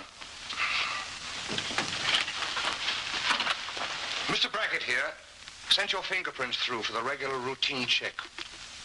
We got back an interesting report. I never had my fingerprints taken till I was brought in here. We didn't say they came from police files. No, we got them from official government files, the State Department. They were taken when you were a baby. You're crazy. I don't think so. How well do you remember your father? Well, that's none of your business. It turns out that I knew your father. I knew him well. Do you know what kind of a man your father was? Well, I'll tell you. He was a good man, and he was proud of his family. He loved his son very much, and he loved his country very much.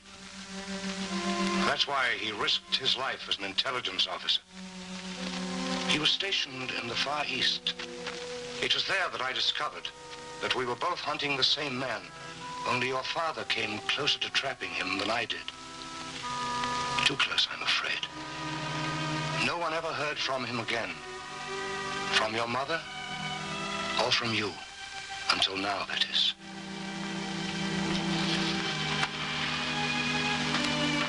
And knowing the kind of man he was after, I don't like to think of how your father must have met his death. Where have you been, son? What's happened to you? If the things I'm thinking are true, you must talk. You must tell us the truth. If only for your father's sake. Are you going to let me out of here? You may go.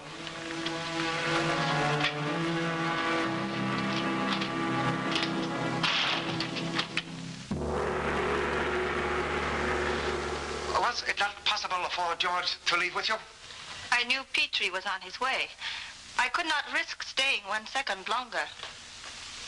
Very well. George can take care of himself. They will find they cannot hold him. Cole, get a word to the cook at the Randolph house. Tonight, we make our second move.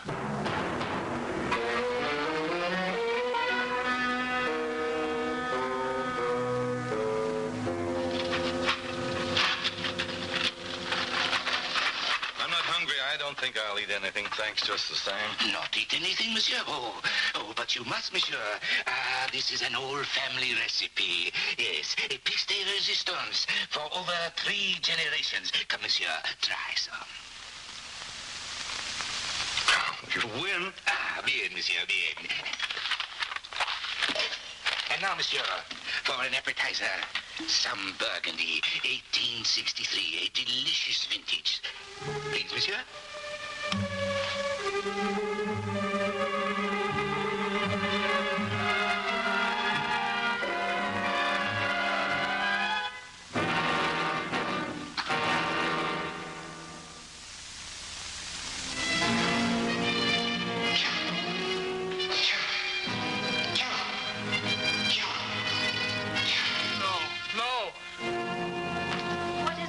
George, I heard you cry out. Oh, I must have been dreaming. Go to bed now. You need the rest. Karimna, did you know my father? Did you know who he was? Or how he died? Why do you ask that? Oh, I don't know. Fu Manchu has always told me how close my father was to him. That when my father died, his last request was that Fu Manchu bring me up to take my father's place. If the master says it, then it is so. Yeah, I guess you're right. Why don't you go to bed now and not trouble your mind about these things?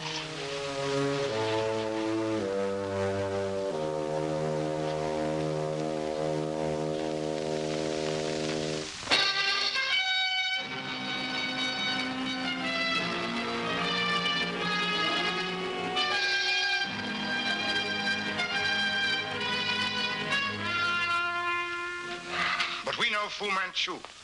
We know he won't stop.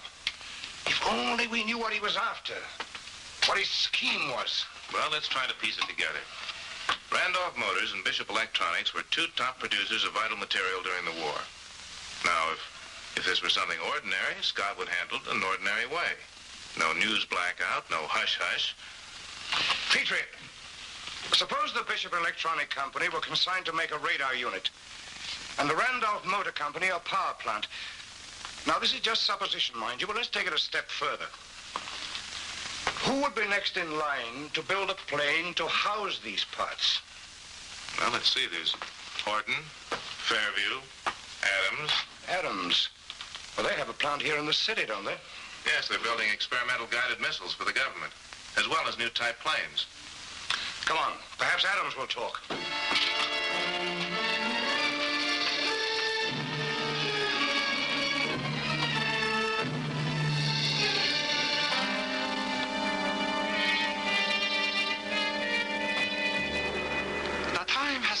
For you to test your skill on more than a mere statue, George. Now, you know what to do? Yes, I go to the school. I move in with the others who meet there from the other schools. I tell them I was elected from my science class to join the group in the tour through Adams aircraft. Then what, George? I know what to do.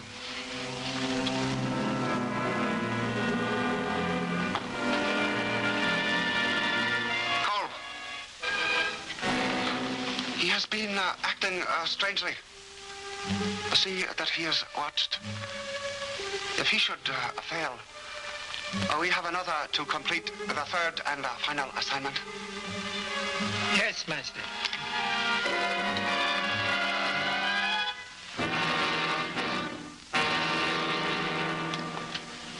Mr. Adams, as you know, we are students from the various high schools who intend on continuing in the aerodynamics field.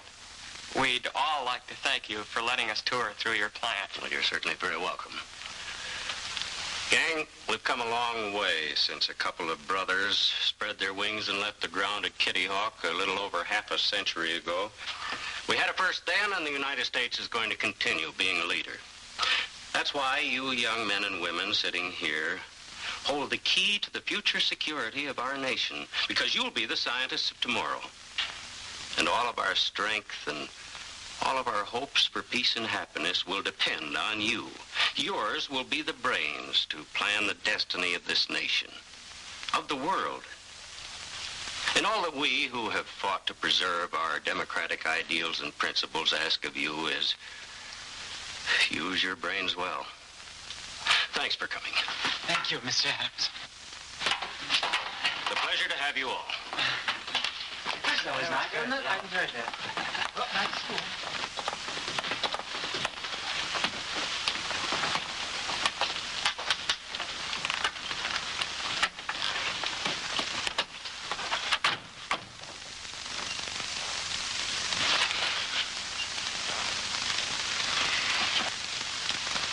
Yes, son?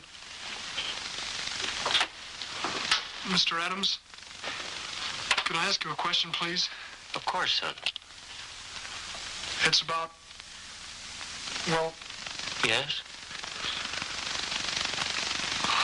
Nothing.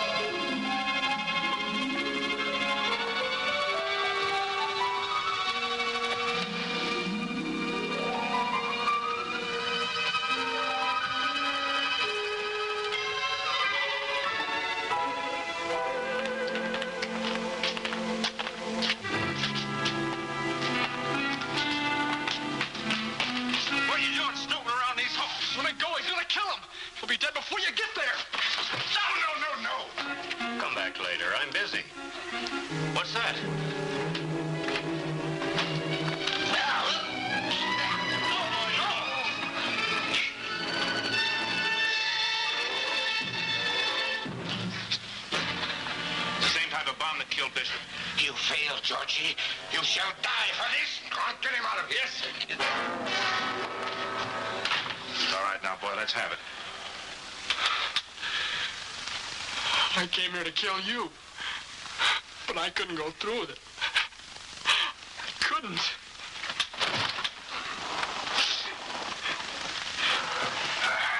The man you and my father were after was Fu Manchu, wasn't it? Yes, that's right. I know that he lied to me about my father now. I know that he must have killed him, he and Cole. I hate him. I hate them both. Trying to make me just like him. Think like him. Act like him. To hate the way he hates. Please, don't take me back to him. Don't take me back to him, please. You know, this is probably the first time in his life that he's cried. That's all right, boy. You go right ahead.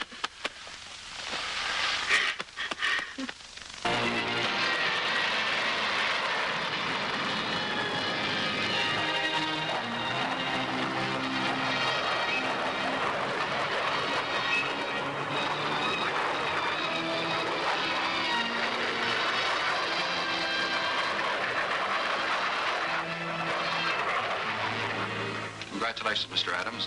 Your test was a complete success. The government's going to pick up your contract. Well, I guess in a way I have George to thank for that. Maybe even someday he'll help me launch that first artificial satellite into space. You know, he's been placed in my custody. Which must be a bitter blow to Fu Manchu. Mr. Dennis, I want to apologize for the way I acted, but my hands were completely tied. I had orders from the top and had to carry them out. I understand, sir. Just as long as we win the race. And we'll keep on winning it. Now that you're in full production, we can release the facts to the newspapers.